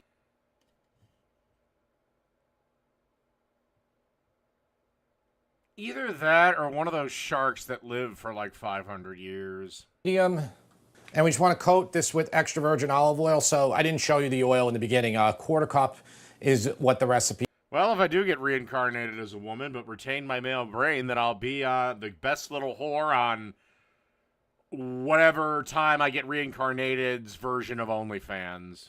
You know, what the recipe says, which is I'm the one who wrote the recipe, but just coat the bottom here. Let the oil get a little hot for about a minute or two. Okay, so my oil is nice and hot. Okay, and that's 1 large onion that is diced. Let's put on a pinch of salt to help these release the water a little quicker. And we want to just keep the heat, so we're cooking these not till they get brown, but till they get soft and translucent. So lower the heat if you need to. Okay, so it's been about, I don't know, maybe 7 minutes on there. Definitely let them go more, just we don't want them to burn. But we want them to get nice and soft. All right, so here's 1 teaspoon of crushed red pepper flakes. Again, you know, I will get some comments on our website. It'll only say half a teaspoon. They'll be like, this recipe was great, but the heat was way too unbearable for me. I'm using these hot red pepper flakes that are sold in the U.S. like this. Now, it could be if somebody from another country or whatnot was using like maybe cayenne pepper. Make sure you're using this and not cayenne pepper. If you used a teaspoon of cayenne pepper, it would be super spicy and probably ruin the dish unless you love spice. All right, so I added that teaspoon of crushed red pepper flakes in here, and we're just gonna mix it around, get it in the oil, kind of bloom that out, and you can just, you can smell it right away. And then I'm just going to take the canned, this is crushed tomatoes, we're just gonna add them right in. I always like to get the excess out of here, so since we're using all this stock, we can just pour some stock in here. Okay, so we'll get all that in there too. Now let's just bring this to a simmer. Okay, it's basically like our tomato water almost. Okay, so we're bringing this to a simmer. We'll let it keep going a bit. Just get up there. I have all this basil. So a quarter cup now we're gonna use, and we're gonna use a quarter cup later. For this type of basil here, you can just give it a rough chop, okay, like this. Just because I'm not gonna put the big leaves in here, but it's really nice with the bigger leaves at the end. So this is fine just like that. And this is simmering now, so let's give this a taste test.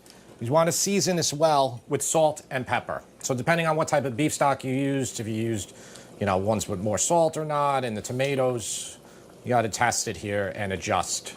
So it's just basically you're testing your tomato water. Definitely some salt. I'm gonna put in some pepper too, even though I have that. And for those of you that are adverse to spice, like the amount of red pepper flakes he added, which are hot, that's not enough to create any heat. It's just enough to wake up the tomatoes and the sauce. Hot pepper.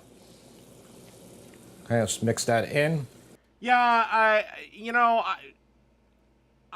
there's been movements to make basically everyone a mandatory organ donor. Part of me supports it. Another part of me, but it'll never happen. So. Now let's put all that basil in. It's going to infuse that sauce. Okay, and then here is the orzo. This is one. I mean, the craziest, I won't say their names, but when I worked at the grocery store, there were 2 people. They were Jehovah's Witnesses. And they literally had cards in their wallet that said no blood. Meaning, like, if anything happened and they're bleeding out, they're basically just supposed to bleed to death. I told him, if you're unconscious, I'm going into your wallet and I'm ripping out the fucking card. And don't worry, I'll give you a signed note to God that I did it. Pound. All right, so mix this in first, and then, oh, that's getting high. All right, I'm going to lower. Oh, yeah, like, no blood, and it's just kind of like, do you people want to die?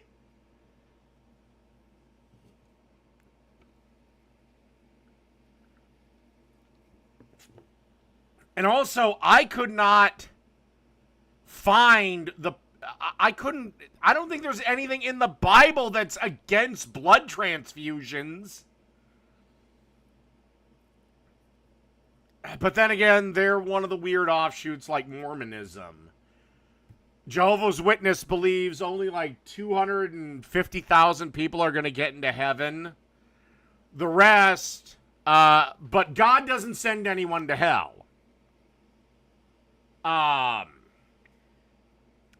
The rest of us that don't meet the Jehovah's Witnesses standards, well, we're going to be basically blacked out until the final battle, aka Armageddon, where we will all be brought back to fight Satan's minions.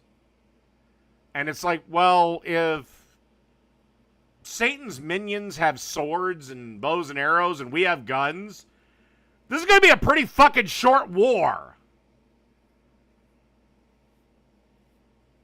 And then when we win, we will live on the earth for all time as immortal beings.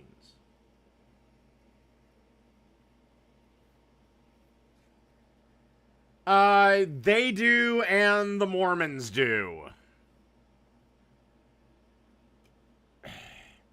To be brutally honest, I like Jehovah's Witnesses more than I like Mormons. Just because at least, because they don't have the stupidest thing that I've ever heard of in a religion. Okay, I'm going to have multiple wives, but I'm going to sleep with each one of them separately. No! You're all coming into my bed, and we're all having fun, weird, fucked up, four-way, five-way time. A little bit. Mix this so it just like we're coating the orzo with all that oil. So the last time I had a religious person, I don't know if it was a Mormon or I think it was a Jehovah's Witness, because the Mormons always wear that fucking white shirt and tie shit. And they said, would you like to talk about Jesus? And I just looked at them, and I was not in a good mood. I don't remember what was going on. I just looked at them and I said, do I look like somebody who wants to talk about Jesus? And they turned away and fucked off. I can't remember what the hell was going on. I remember there was a minor crisis going on at the time. So everything won't clump together. Now, I will tell you that this type of burner, you know, it definitely has a hot spot in the middle. Well, actually, the one man, one wife didn't come from the Bible. It actually was an edict by Pope Leo after Charlemagne died. Like, no bullshit. You can look this shit up. Because the most common form of marriage in the Bible is actually polygamy. One man and many wives. Because again, if you read Leviticus, why the fuck am I talking about this on my cooking show? But fuck it, I'm going to make my point. If you read Leviticus and it says, you know, man will not lie with man, that is actually gender specific because women are mentioned. The only thing women cannot do, according to the Old Testament, is fuck Rover the dog. Seriously, that's it. Two women can do whatever the fuck they want with each other.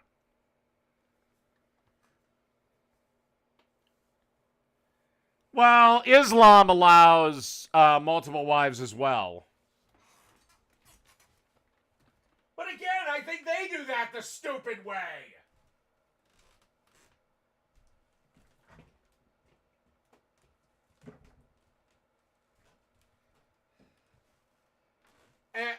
I believe Genghis Khan was a Mormon.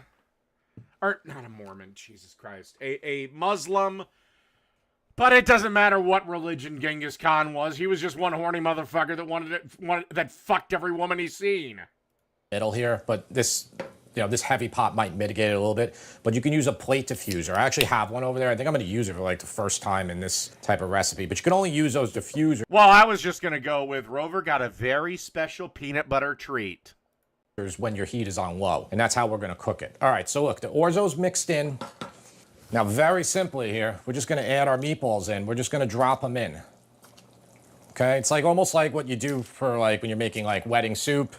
So you're doing the raw meatballs, but you know, I got to tell you, a lot of hardcore Italians will just drop their meatballs straight in sauce. Okay, they're not like not. Why does nobody sear their meatballs?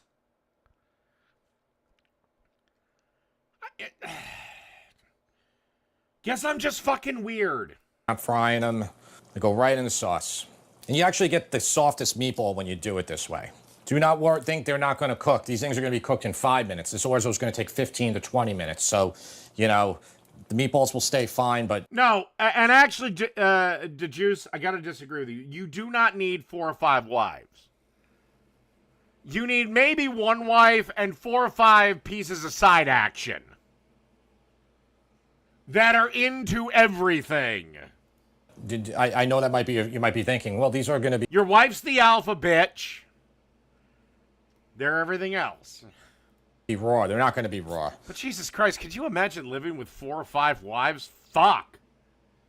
I just hang myself and get it over with. You're essentially like steaming them. A little bit there. Mix this around. Just a touch. This is kind of similar flavors to lamb and orzo recipe that's going... The reason why it's 1 man, 1 woman also, I think, is a little bit of human nature. Because jealousy is a way of rearing its ugly head. Even if we told females from the time they were born that, yes, you're going to share this guy with 3 other chicks. I mean, the only way I think it could work... The only way I think it would work without jealousy rearing its ugly head 90% of the time is if women were born, like for every 3 women, let's say, 3 or 4 women, there's 1 male produced. Then society wouldn't have a choice. Or we'd die out. It's in the cookbook.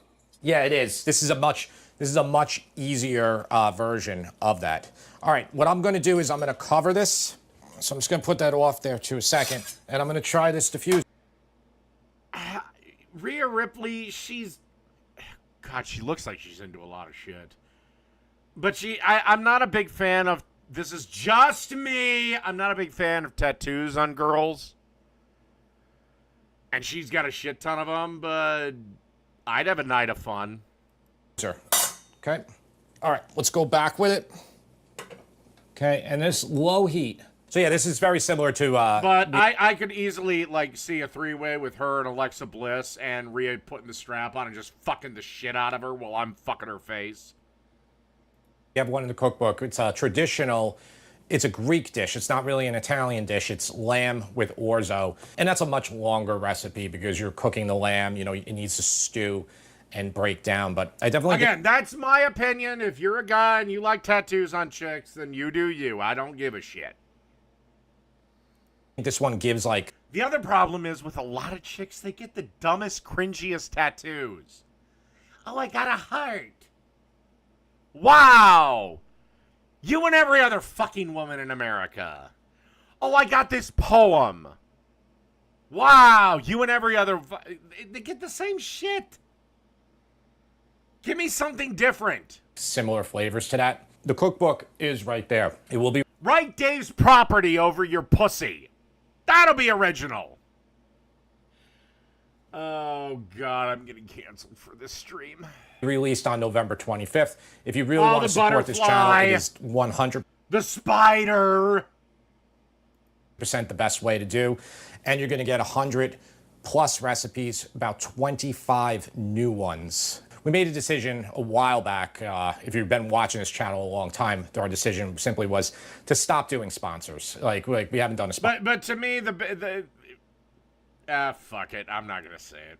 Sponsor in probably 3 years now because it didn't come across as authentic. Me trying to like just for whatever random product. This is a product that I can get behind simply because it's the product that Tara and I have worked on for the last. God, yeah, exactly. I mean, there's a lot of chicks that I like on YouTube that I like, but it's like, God damn, your tattoos look like. Did you do this yourself? Here, so we're really happy to share it with you, and again, buying that will support this channel more than pretty much anything that you can do. We appreciate it. So I'm going to set the timer right now for 15 minutes, and that's when we're going to check it. All right, so let's check it. Okay, I just want to check the orzo. Although, fuck it, I'll say it. Although for me, the biggest thing women can do or stop doing beyond getting tattoos, stop letting hair grow. For Christ's sakes, make sure you've shaved your pussy, your pits, and your legs. Okay? Oh, I'm not worried about the meatballs, but I gotta check the orzo. When I made this last time, I made it in the non-stick pan. It took about 18 minutes on the orzo for it to get nice and tender. We try to reach at the bottom here. We'll check again in 3 minutes. Okay. Ladies, shave your fucking pussies. Okay, so I'm gonna take this off, and And look, there are guys that are way turned off by a shaven one. Ric Flair is the most notable example. His famous line, no hair, no flair. But, yeah, I don't know the number of guys. I don't know if I put it to a poll. But I'm willing to say shaven probably beats out unshaven. Must say, so we always test our recipes, sometimes a couple. Yeah. Oh, God. Armpits are... And they're like, well, other cultures... I don't give a fuck what other cultures do. This is my culture. Times before we put them out here. This new pot, the sauce is much saucier here, much less evaporation. This is probably a tighter, heavier lid. One thing I was landing strip. Still prefer them to go Brazilian, but fuck it, I can work with a landing strip. Concerned with, I don't know if you could see my fluster. Now watch, some bitch is going to clip this and be like, this is proof! Proof! He's like Edie, whatever the fuck that fat, black, fucking piece of shit's name was. Face before I was like, oh, the orzo's sticking a little bit, but it's actually okay now. It's pretty good. I still probably, if I was to recommend which one to use, I would still go with this one. Okay, so these are the exact same size, but this is non-stick, so it's aluminum, aluminum with a non-stick coating. It's just like, it's perfect, it's easy, nothing's gonna stick to it. You're not gonna have any stuck. Actually, the bigger problem with Japanese women is whether or not they shave their pussies or not, is the fact that every goddamn one of them is a fucking A cup. Orzo. So the same thing like jambalaya would be good in here too. Versus I am getting so canceled after this stream. Oh, wait, the age of canceling is over. I'm fine. Using something like this. I'm gonna turn this off. I'm gonna take this off the heat. Be careful with this diffuser plate too. It's gonna be very hot. All right, let me actually check the bottom here. I don't want to break my meatballs, but I do want to check it. That's pretty good, actually. See that?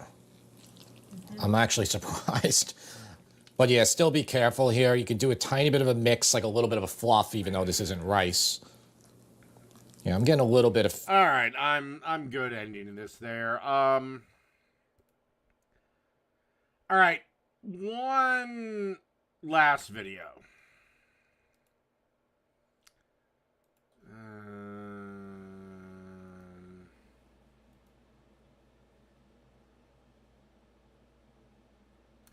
You know what? This was the one in the title I didn't do. So.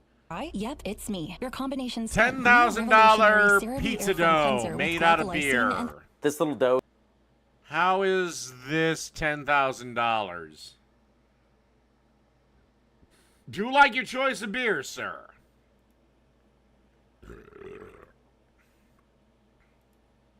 Was worth $10,000.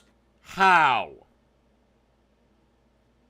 Does it have nudes of Megan Fox on it? Actually, I think that'd be pretty easy to find. And it's made out of beer. I was on a food competition show a few years ago.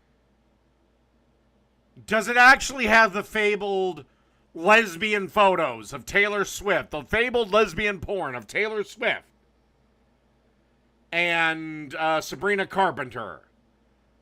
In which, yes, Taylor Swift does, in fact, do the mommy dom thing.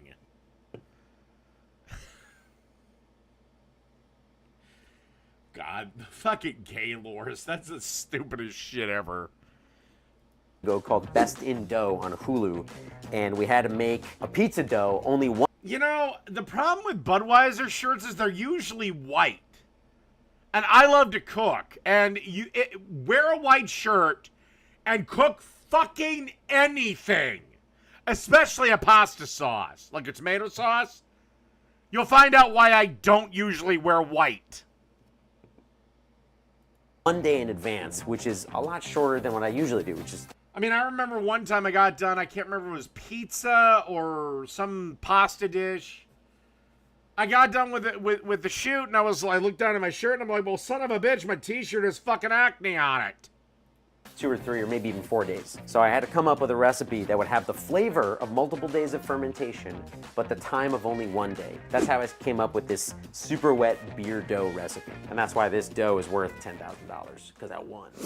This recipe starts off with 1 can of beer. If you want to know what kind of beer you're going to use, I mean, it's a million kinds of beer, but I think the best one to go with is something light and easy, like a lager or a pilsner. What I love about using beer in this recipe is that if you're somewhere unfamiliar and the water maybe smells funky, like a lager. Well, this dude's married, so, do you think this guy gets pegged? Like this, like Budweiser, always gonna be the same. So we start off with 1 can of beer. I always save a little bit of liquid back in the can so I can add it later in the recipe. Next is the flour. This is 450. Well, Budweiser is the most commonly available beer throughout the country, so I think you just use it. I like to use Budweiser in mine because it doesn't really impart much of a flavor one way or the other. 55 grams of flour, which is about 3 3/4 cups. But I think it gives the dough a little more body than water. That's just me. Just dump all of it. Before I start mixing this together... Actually, that's one thing that a lot of people have to be like, why do they always cover their shit? It's like, because believe it or not, if Budweiser didn't like this guy, they could literally get a cease and desist or the episode pulled. Because, oh, stop using our products in your video. I'm gonna add my yeast on top of my flour. This is just over 2 grams of instant yeast. I mix that stuff together. You'll notice that this is a really wet dough. There's a lot of... Of course, if I was that big enough for Budweiser to notice me, I would work with a local brewery to be like, hey, can you brew something like Budweiser, but, you know, call it Patriarchy Brew? Liquid in this recipe. And that's because I wanted this dough to be ready after 1 day of fermentation. And Molson's? That's the only Canadian beer I know was Molson's. Not like my normal 2 or 3. And also I want it to be really, really easy to open. And when it bakes, it's gonna be super light and super airy. It took me, I don't know, like 8... For me, again, as you guys know, I'm a fucking Budweiser guy.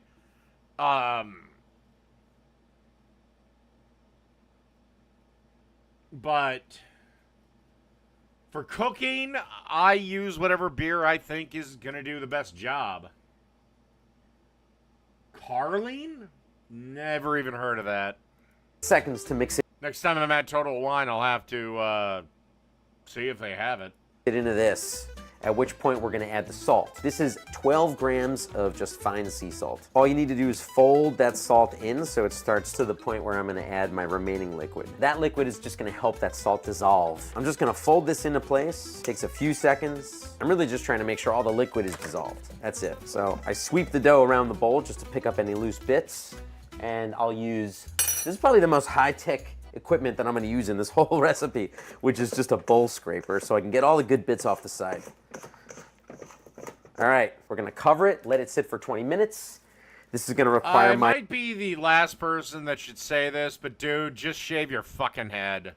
Other high-tech piece of innovation here, a shower cap, so I don't have to use one-use plastic all the time. I don't know. Maybe it's because when I started drinking, it was always either Budweiser or Coors Light. I don't know. I've drank my fair share of Bud Light, but I don't know. We gave it 20 minutes just to give time. I think Bud Light is a little too watery, and Coors, the original, is... I just don't like it. I think Coors Light's better. For the flour to absorb all the water, the beer. And at this point, we're ready to finish the mix. The only ingredient I didn't add before that rest was about just over 2 grams of oil. Very, very little oil. And honestly, the oil is only in there just to give a little bit of color and flavor to the dough. This is where we really do the kneading process. This is a super wet dough. Like, for the dough nerds out there, this is 75% hydration dough.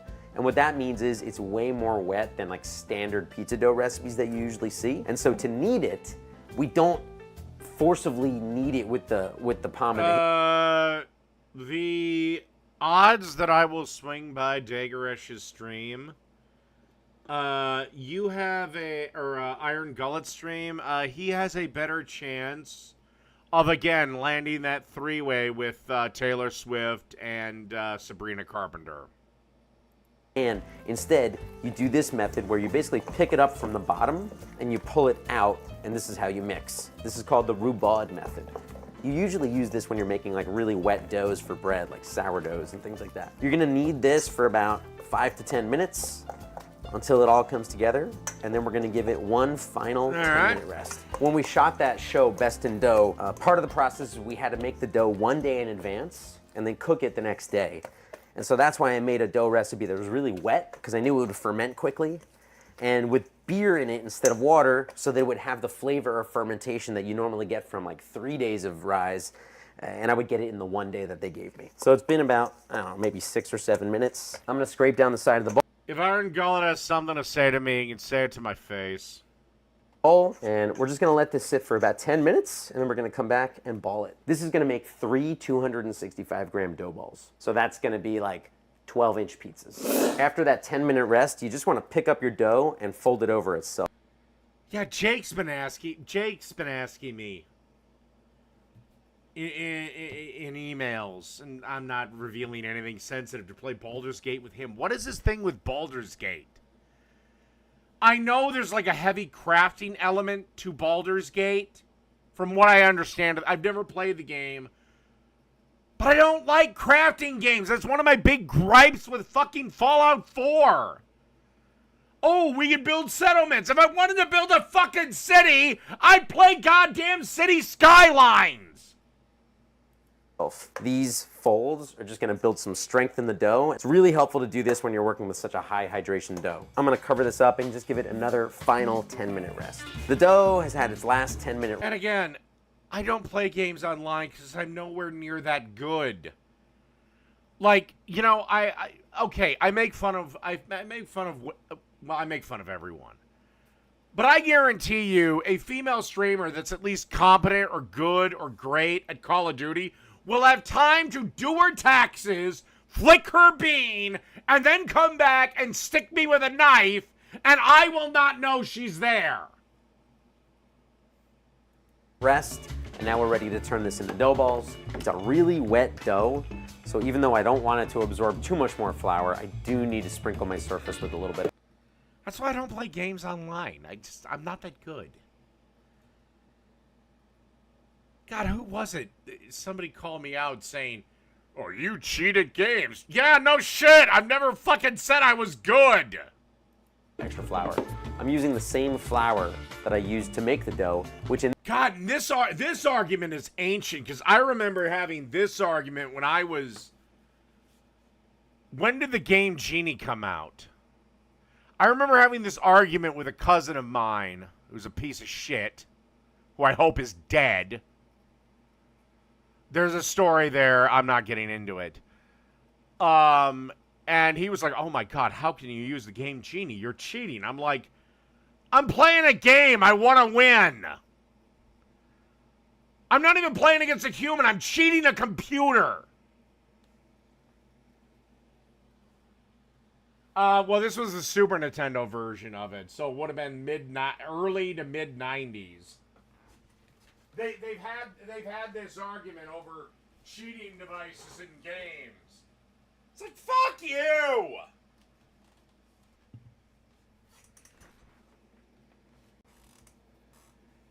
Jesus Christ, if I want to cheat in a game, I'll cheat in a game. Yes, cheating in gambling games or cheating in online games. Yeah, that's a different matter. But if I'm playing by myself, this is literally like using my left hand instead of my right hand when I jerk off? Am I technically cheating on my right hand? This case is a product called Super Nuvola from a company called Caputo based in Naples. So this is going to make 3... Well, even if I did decide to play Baldur's Gate 3 one day, I'm not playing with anyone. I'm playing by myself. pizzas. I'm just going to cut it into even parts. Or it's like if I buy the services of a hooker named Kylie for one night, and then I buy the services of the hooker known as Jade Dragon, am I technically cheating on Kylie? No! Stick. I'm going to hit it with more flour, actually, because this is rail sticky. And to turn this into dough ball, just got to work fast. 2 opposite sides apart.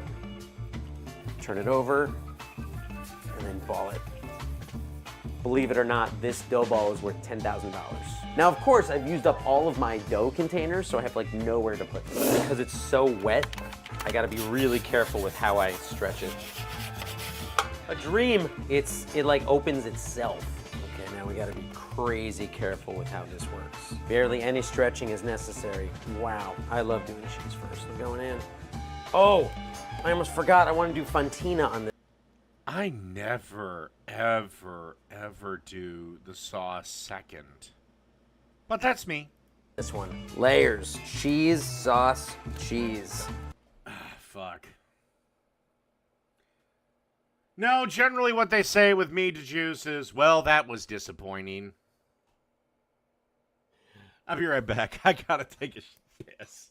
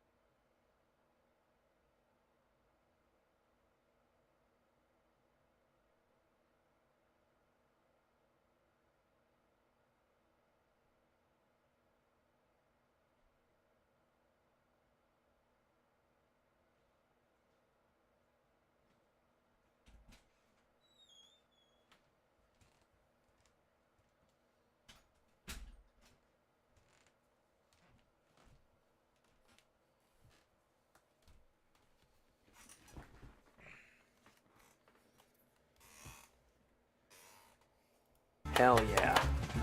Let's do this the right way. Probably gonna be 5 or 6 minutes.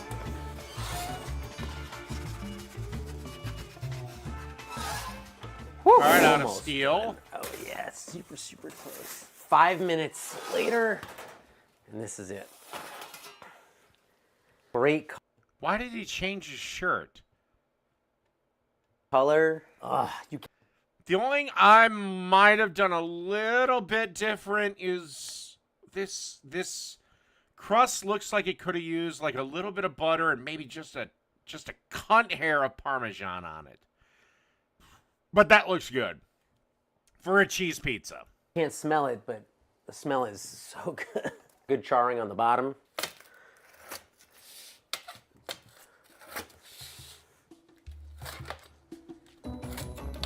Oh, baby. Great bubbles on the edge. Woo! Although I cannot tell you how many times I've burnt the shit out of my mouth and hands on hot pizza. I usually under cheese my pizzas. This tells me I did the right thing today. Am I gonna cry? No.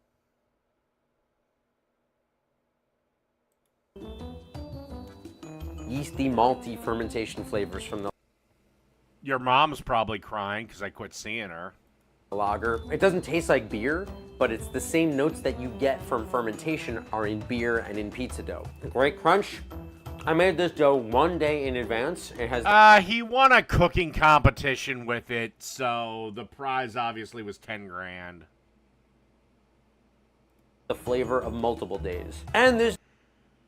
I didn't craft that much in Cyberpunk 2077.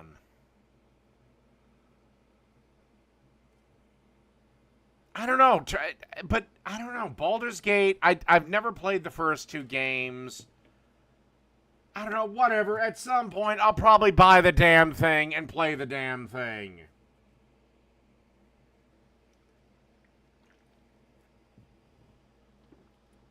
Dough was the base of my pizza on Best in Dough. And okay, so he was on something called Best in Dough, or in a competition called Best in Dough, and he won 10 G's.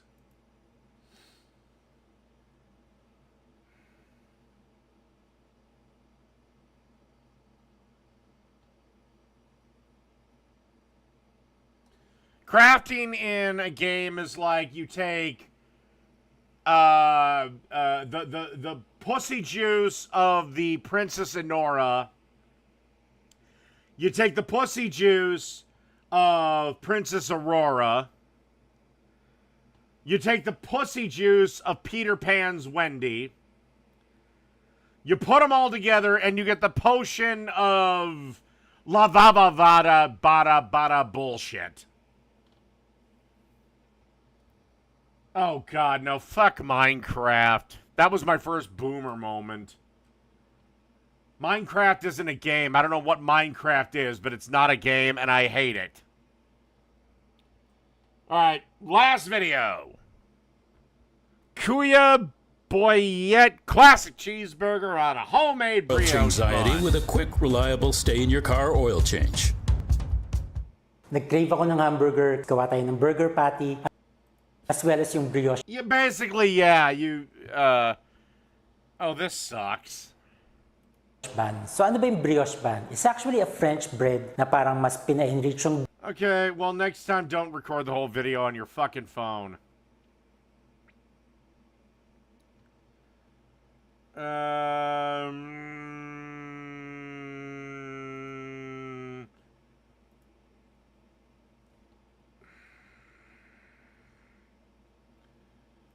I guess I'll do homemade chili cheese dogs. I like his dog. Thinking really serious because I've been hungry. How about we make some chili cheese dogs? And I even have the chili. Not wolf brand chili! Okay, Lou, I get it. We'll make homemade chili.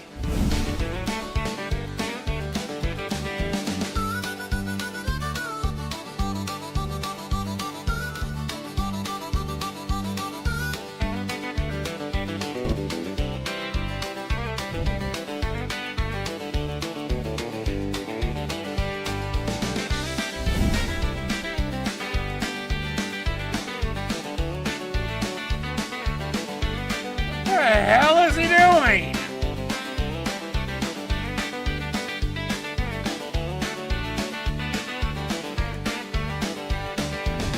Yeah! Fucking America!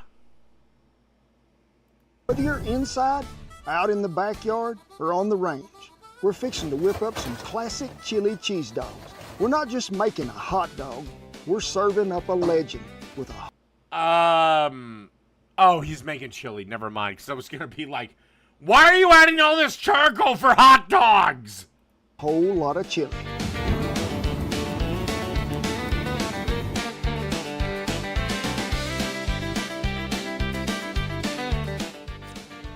Fitting to be showtime. You don't have to be a VIP to get more than just savings with Geico. Every customer gets 24/7 fast-friendly claim support. Could I get a picture? Yeah, it's not like you run into animal celebrities every day. Stop! It's just the pug! Power Get more than just savings. Get more with Geico. Huggies. He's a Jake acolyte, so he's never gonna make any fucking sense. Front blowout. Or he'll just keep deflecting and blah blah blah and never actually provide a real counter argument, much like his master Jake. Blocker versus chocolate syrup. will it blow out?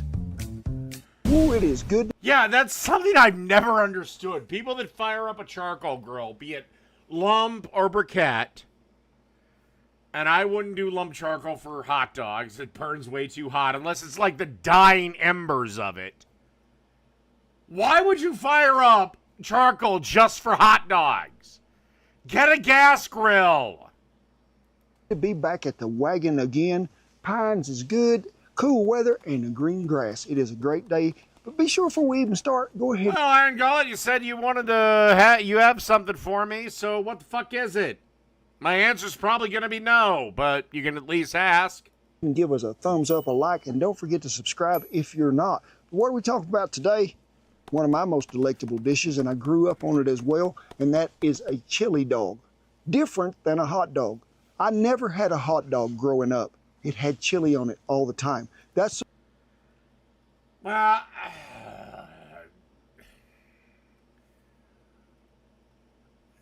it's semantics, but you still had a hot dog. the way you're supposed to eat them.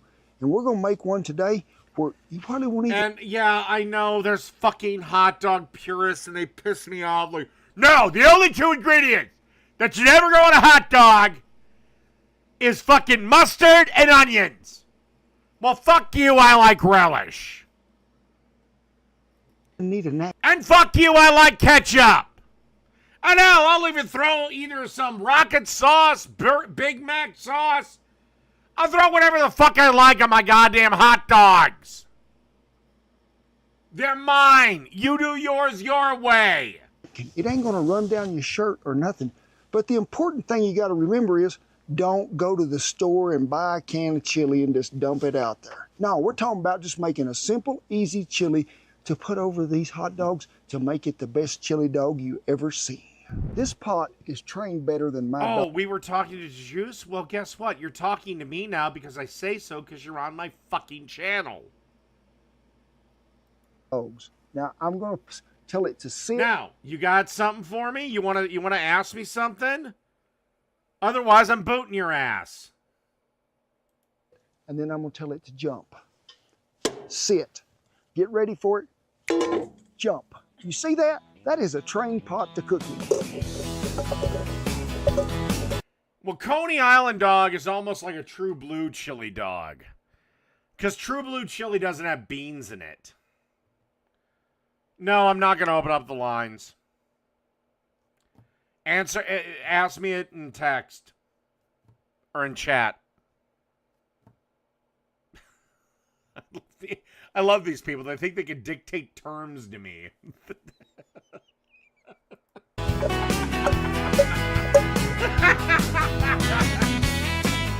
This ain't my channel. I don't like this guy, but I'm gonna fucking try to dictate shit to him.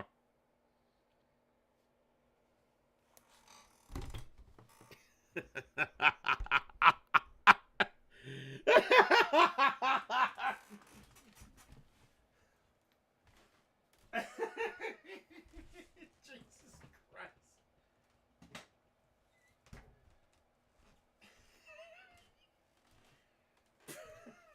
What fucking morons?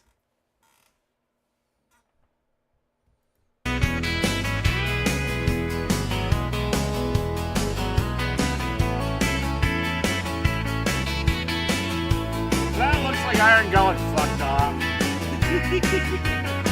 Well, started out. Open the lines. No! Fucking write it out in chat. I'm not stopping the show and redirecting everything because you're dumbass. Can't ask a question in chat.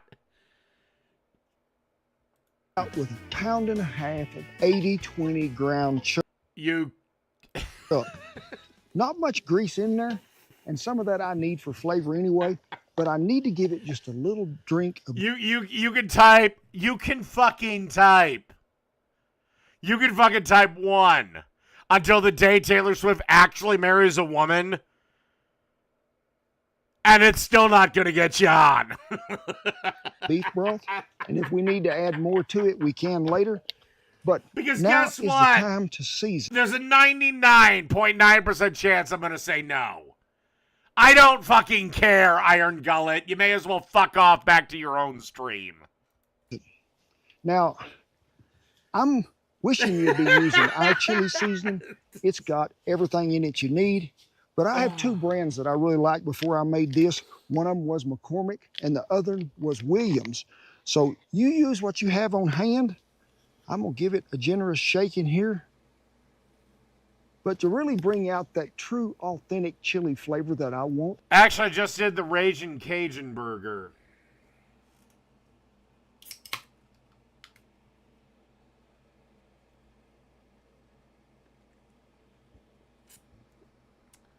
On this chili dog, I'm gonna add just a little bit more dried oregano. You're lying. I don't auto-mod anything. If it is auto-modded, it is not my doing, it's YouTube. Not much. And there's nothing I can do to stop that. A little bit of cumin. Now this has it in there, but I want to enhance that flavor just a little bit more. But I can already tell you there's a 99.9% chance I'm going to say no. So. Actually, you know what? Fuck it. I really don't care. No. In it goes. Ooh, that fell out of the bottle pretty quick, so we'll know it's in there. Give it a stir. Simmering right along. Well, considering your mom's been serving me all my beers, you should know. Next thing, chipotle salsa. If you can find it, just get the adobo sauce. But I have tasted this, and it is right on the money, too. Dave, we demand you stop it. I don't know what this automod is. I don't have it engaged. If it's engaged, YouTube engaged it. Okay? And also, even if I did, I wouldn't fucking care.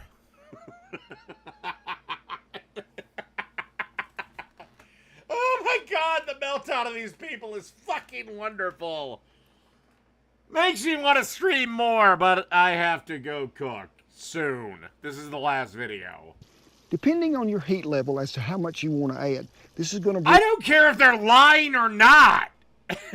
It's my channel. I'll run it how I want. Run your channel how we tell you to.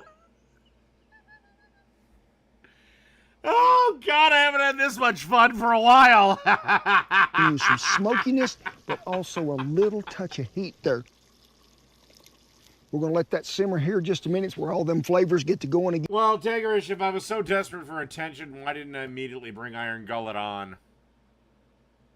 Seriously, why? Especially if he's doing so much fucking better than me. And then, what? Something to keep that chili from running out both ends. Yeah, but once I won't engage them, they'll fuck off.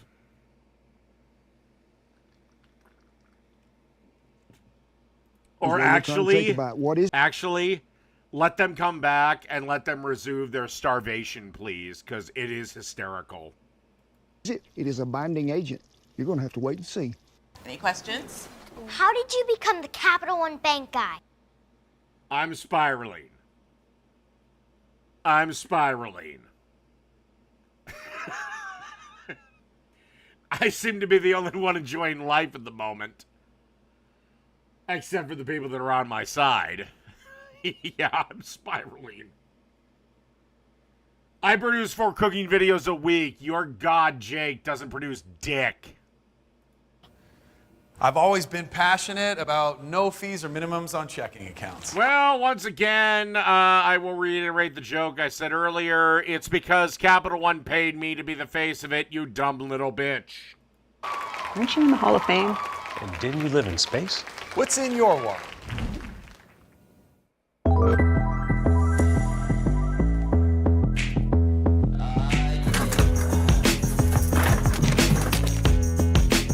Hey, y'all might have missed it.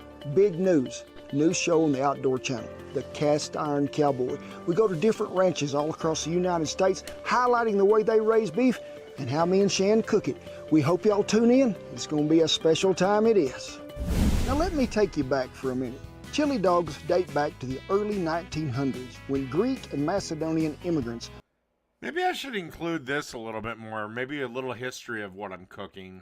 Landed in the cities like. But then again, I cook so many damn videos, I'm gonna get repetitive. Detroit, Cincinnati, and New York. And these folks brought with them old world spices and flavor. They started slinging hot dogs from street carts and little diners, but not just plain hot dogs. They ladled on a spiced meat sauce that was full of flavor, typically made with ground beef, tomato, cinnamon, and allspice. They called it a coney dog in Detroit. Maybe I will.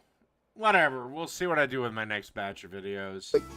A nod to the location of the hot dog creation. And over in Ohio, it turned into the Cincinnati chili dog, often layered with onions, mustard, and cheese. Now, as the chili dog traveled west, it changed. Folks in Texas and Southwest weren't looking for dainty dogs or sweet spice. They wanted bold, smoky, meaty chili. And that's when the chili cheese dog we know today got it. So basically, if I end the stream at any point, he's going to click that on the dingo. It started. From baseball parks to roadside diners, this fella become an icon. Part of an American dream. Part cowboy, grit, and all comfort. Back when the country was at its peak.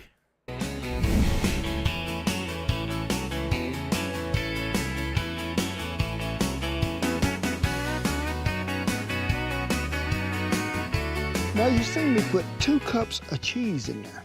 What's the cheese for? A binding agent. But I got a little carried away with the broth when I put it in here. So we're gonna drain a little of that out of there, because the secret really to these and the success is not having it drip all over you. So I'm gonna get rid of this excess. You wonder until you... I always just drain it in a colander. But chili... Well, the way I make my chili is I cook the beef first, and then I start the chili, and I drain my beef.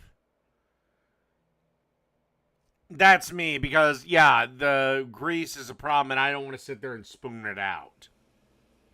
If you put that beef broth in there and then you dipped it out, well, as that continued to cook, I had more grease than what I thought was going to come out of that 80-20 ground chuck. So the beef broth really is to just give it... Dude, it's 20% fat. You're gonna have a shit ton of grease. A little more flavor. I mean, if you really wanted to do this from a raw state, then I would say a 93.7 or a 95.5. Because again, it's chili. It's gonna cook for goddamn ever.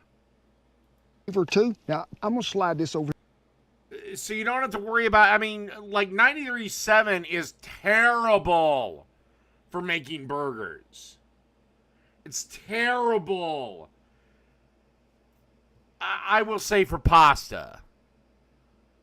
It's okay for meatloaf if you don't have a grease trap. But if I'm doing chili and I'm not going to drain the beef, then yeah, I'm going 93.7 or 95.5. Because again, where it's going to get tender is in other ways. Here on the warm side of Bertha, and when it cools just a minute, I'm gonna dip that spatula in there and show you the thickness that we're wanting. So here it goes. Got a quick question for y'all. You know, I've seen a lot of folks that will put a little cocoa in their chili. Some even put some cinnamon in it. I've even known people to put beer in it. I don't, but what do you put in your chili when you're making it? Leave me a comment, let me know. With AT&T Business, we can live chat with... Are you kidding? The Jake Sims were all over my fucking cooking premiere. customers from wherever. Okay, great. I'm leaving right now. Yeah, see you soon.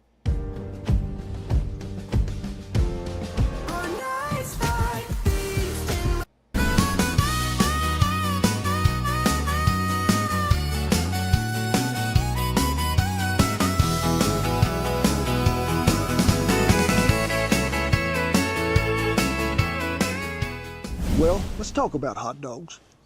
Now, for years and years, 100% all kosher beef hot dogs. I buy Hebrew National whenever possible.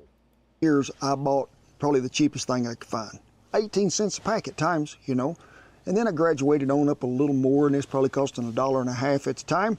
But then I'm thinking, as my palate grew and I sophisticated in the food world, I'm thinking, I'm going all beef. I raise beef. I'm gonna get me some all beef Franks. And I buy two brands that I really like the most. One of them is Nathan's. Ooh, love fucking Nathan's. And the other... And yes, if you're gonna do hot dogs, don't be cheap. Don't be a fucking bum. Is Hebrew National. Now... Exactly, Hebrew National, another one. And I will especially maybe buy Hebrew National now just to piss off all the leftists. I never really fixed hardly just a plain hot dog in my life. It always had chili on it. That's the way we eat it at home. But my youngest son, Jeff, he would take just the bun and the chili and lay it on there. There was never no Frank, no hot dog, no nothing. He said he didn't like them, but he loved chili and the bun. I've seen him eat 8 buns at one sitting because he really loved the way it was. But me, I'm gonna stick to them Nathans or the Hebrew National. Well, my eldest niece, whenever I'd grill, she wouldn't want a burger, wouldn't want a brat, wouldn't want steak, not chicken breast. And when it came to hot dogs, she liked them one way. No bun, no condiments, and not even heated. She just liked that shit straight out of the goddamn kitchen. Or straight out of the refrigerator. Oh, I honored her request.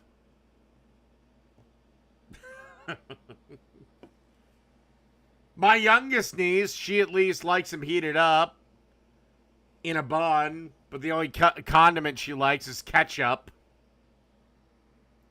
Get me some beef. Number one tip I got for you when you making a good chili dog or a hot dog for some of y'all that don't know no better, it would be what? Buy all beef Franks. You look at the label when you're reading them and you'll see the chicken, pork, turkey, tennis shoes, basketballs. No, get all beef Franks. That's what you want to get. And the number 2 tip right here I got. That's why that's why I generally prefer Hebrew National, because they're kosher. Meaning the beef is of a better quality. For you, make sure you get the jumbos. Them that's going to cover the bun entirely, because sometimes them things shrink. I'm angry at chat.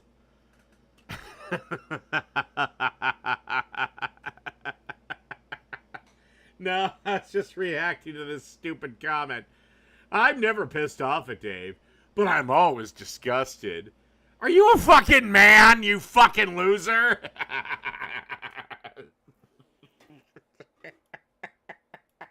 And then you just first bite, what is it? Just bread. No. Number 3, how you gonna cook them? Now I'm gonna be offended if you're gonna say, I'm gonna put some water on the stove and then I'm gonna throw them in there and let them boil till they're... Oh God, never boil hot dogs. I've boiled hot dogs for a few things, but that was because I wanted to control the temp of the hot dog, and I started them in cold water and slowly brought them to temp. But no, for me, hot dogs are cooked one of 2 ways. Either on the grill, and usually a propane grill, because I like to appease Hank Hill and, you know, the propane and the propane accessories. Or, I'll throw them on a smoker. Or, there's a third way I like them. Wrap them up in tin foil and throw them on the dying embers of a bonfire. Nice little snack before you're going to bed. Done. No. Best way you can cook these is what? Over a grill with some good wood smoke it is. But if you ain't got that, I don't mind you getting a stick and running through there and roasting. I did that in Boy Scouts. Put them right over the fire.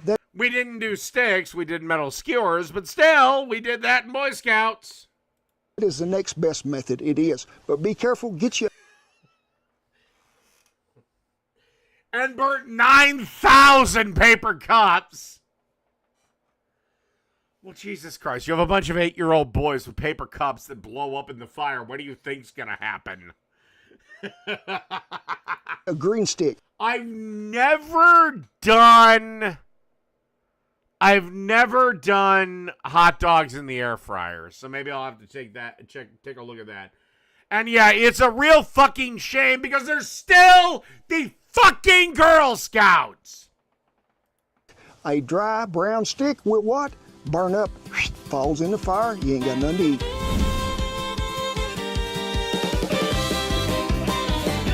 Now, me, I like a little grill marks on my hot dogs, so I don't put them like this, but you do you, they're your dogs.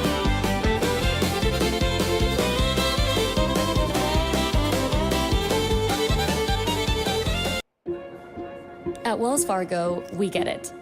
Ella started her business because she loves facade.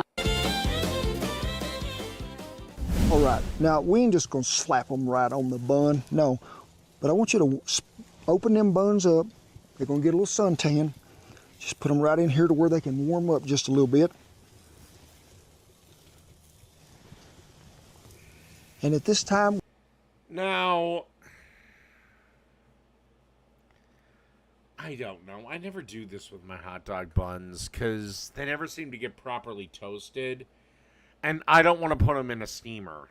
Would be a really nice time it would to add the onions to that chili because I didn't want them to get all mushy out. You know when you put chili on a hot dog, you get that crunch. That's Oh, God. I really gotta fucking pee.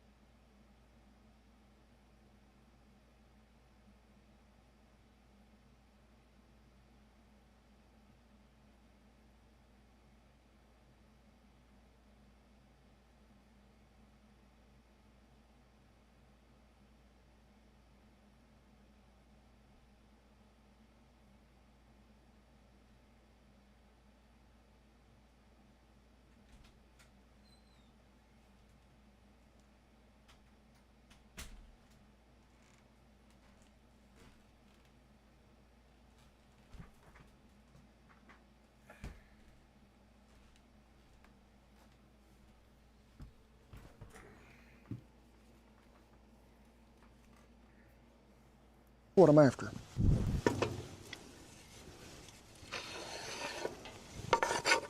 So now he has a bunch of onions.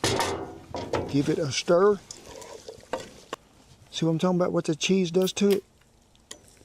If it was that old greasy, runny chili you got out of the can, it done run all over in the floor. Got on your white shirt, your wife would be mad at you. I'm saving your marriage right here. You ever had a hot dog, you put it all together, and when you go to bite it, the bottom bust out of it? You know why? It wasn't reinforced. That is why. Don't do this with duct tape. Use cheese. I'm using pepper jack. That's why we open these up. We're gonna put that cheese right in here. Hope that it melts a little. Just lay you some down in there. Give it a good mashing, because that's gonna seal up the... Then I would recommend covering it and somehow creating some steam. Bottom of that bun. They're gonna get a little toasted this way. That way that cheese melts. Now, if you just have to, you can go ahead and put you some butter in there and then toast them that way, but I don't think it's necessary. But this one here has started to melt, so I'm gonna put him right here on the warm side. Go ahead and close him up. This one's beginning to melt a little. I'm gonna give you another mash right in there. Put him right over here. Same way with this one, we're gonna spread him out a little. Put him right over here. Hey, it's time to saddle up the chili cheese dog horse, because he's gonna be #1 at the race he is. I'm gonna get them all put together. I'll show you what it looks like here in just a second.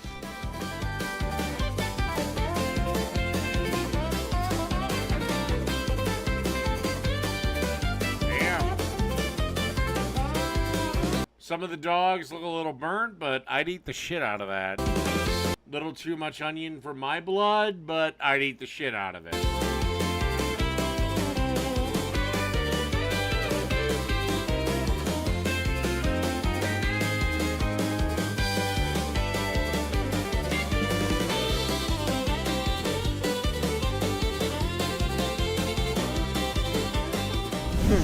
This is a chili cheese dog. And look at this. Do you see the chili and the grease running off the side?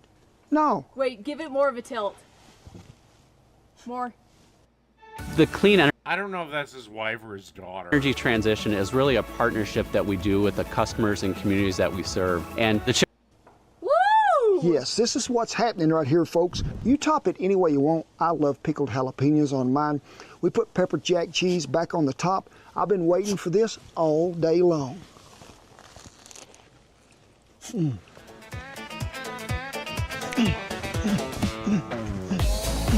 you want to get your stick horse out, ride him around camp. Yeah, come on, baby.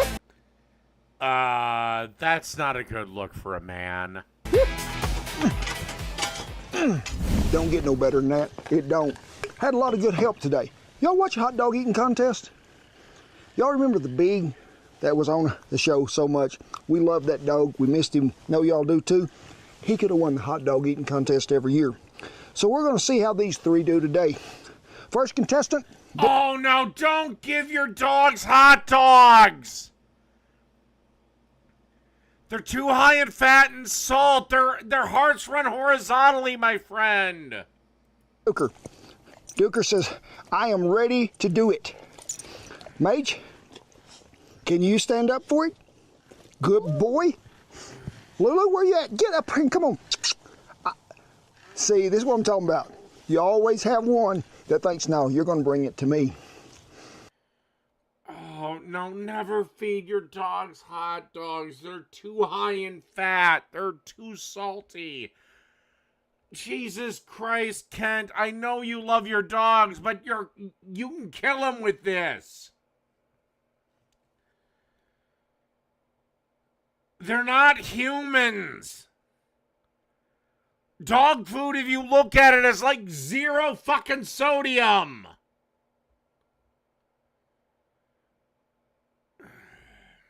Anyway, I guess that's where I'm going to end this tonight.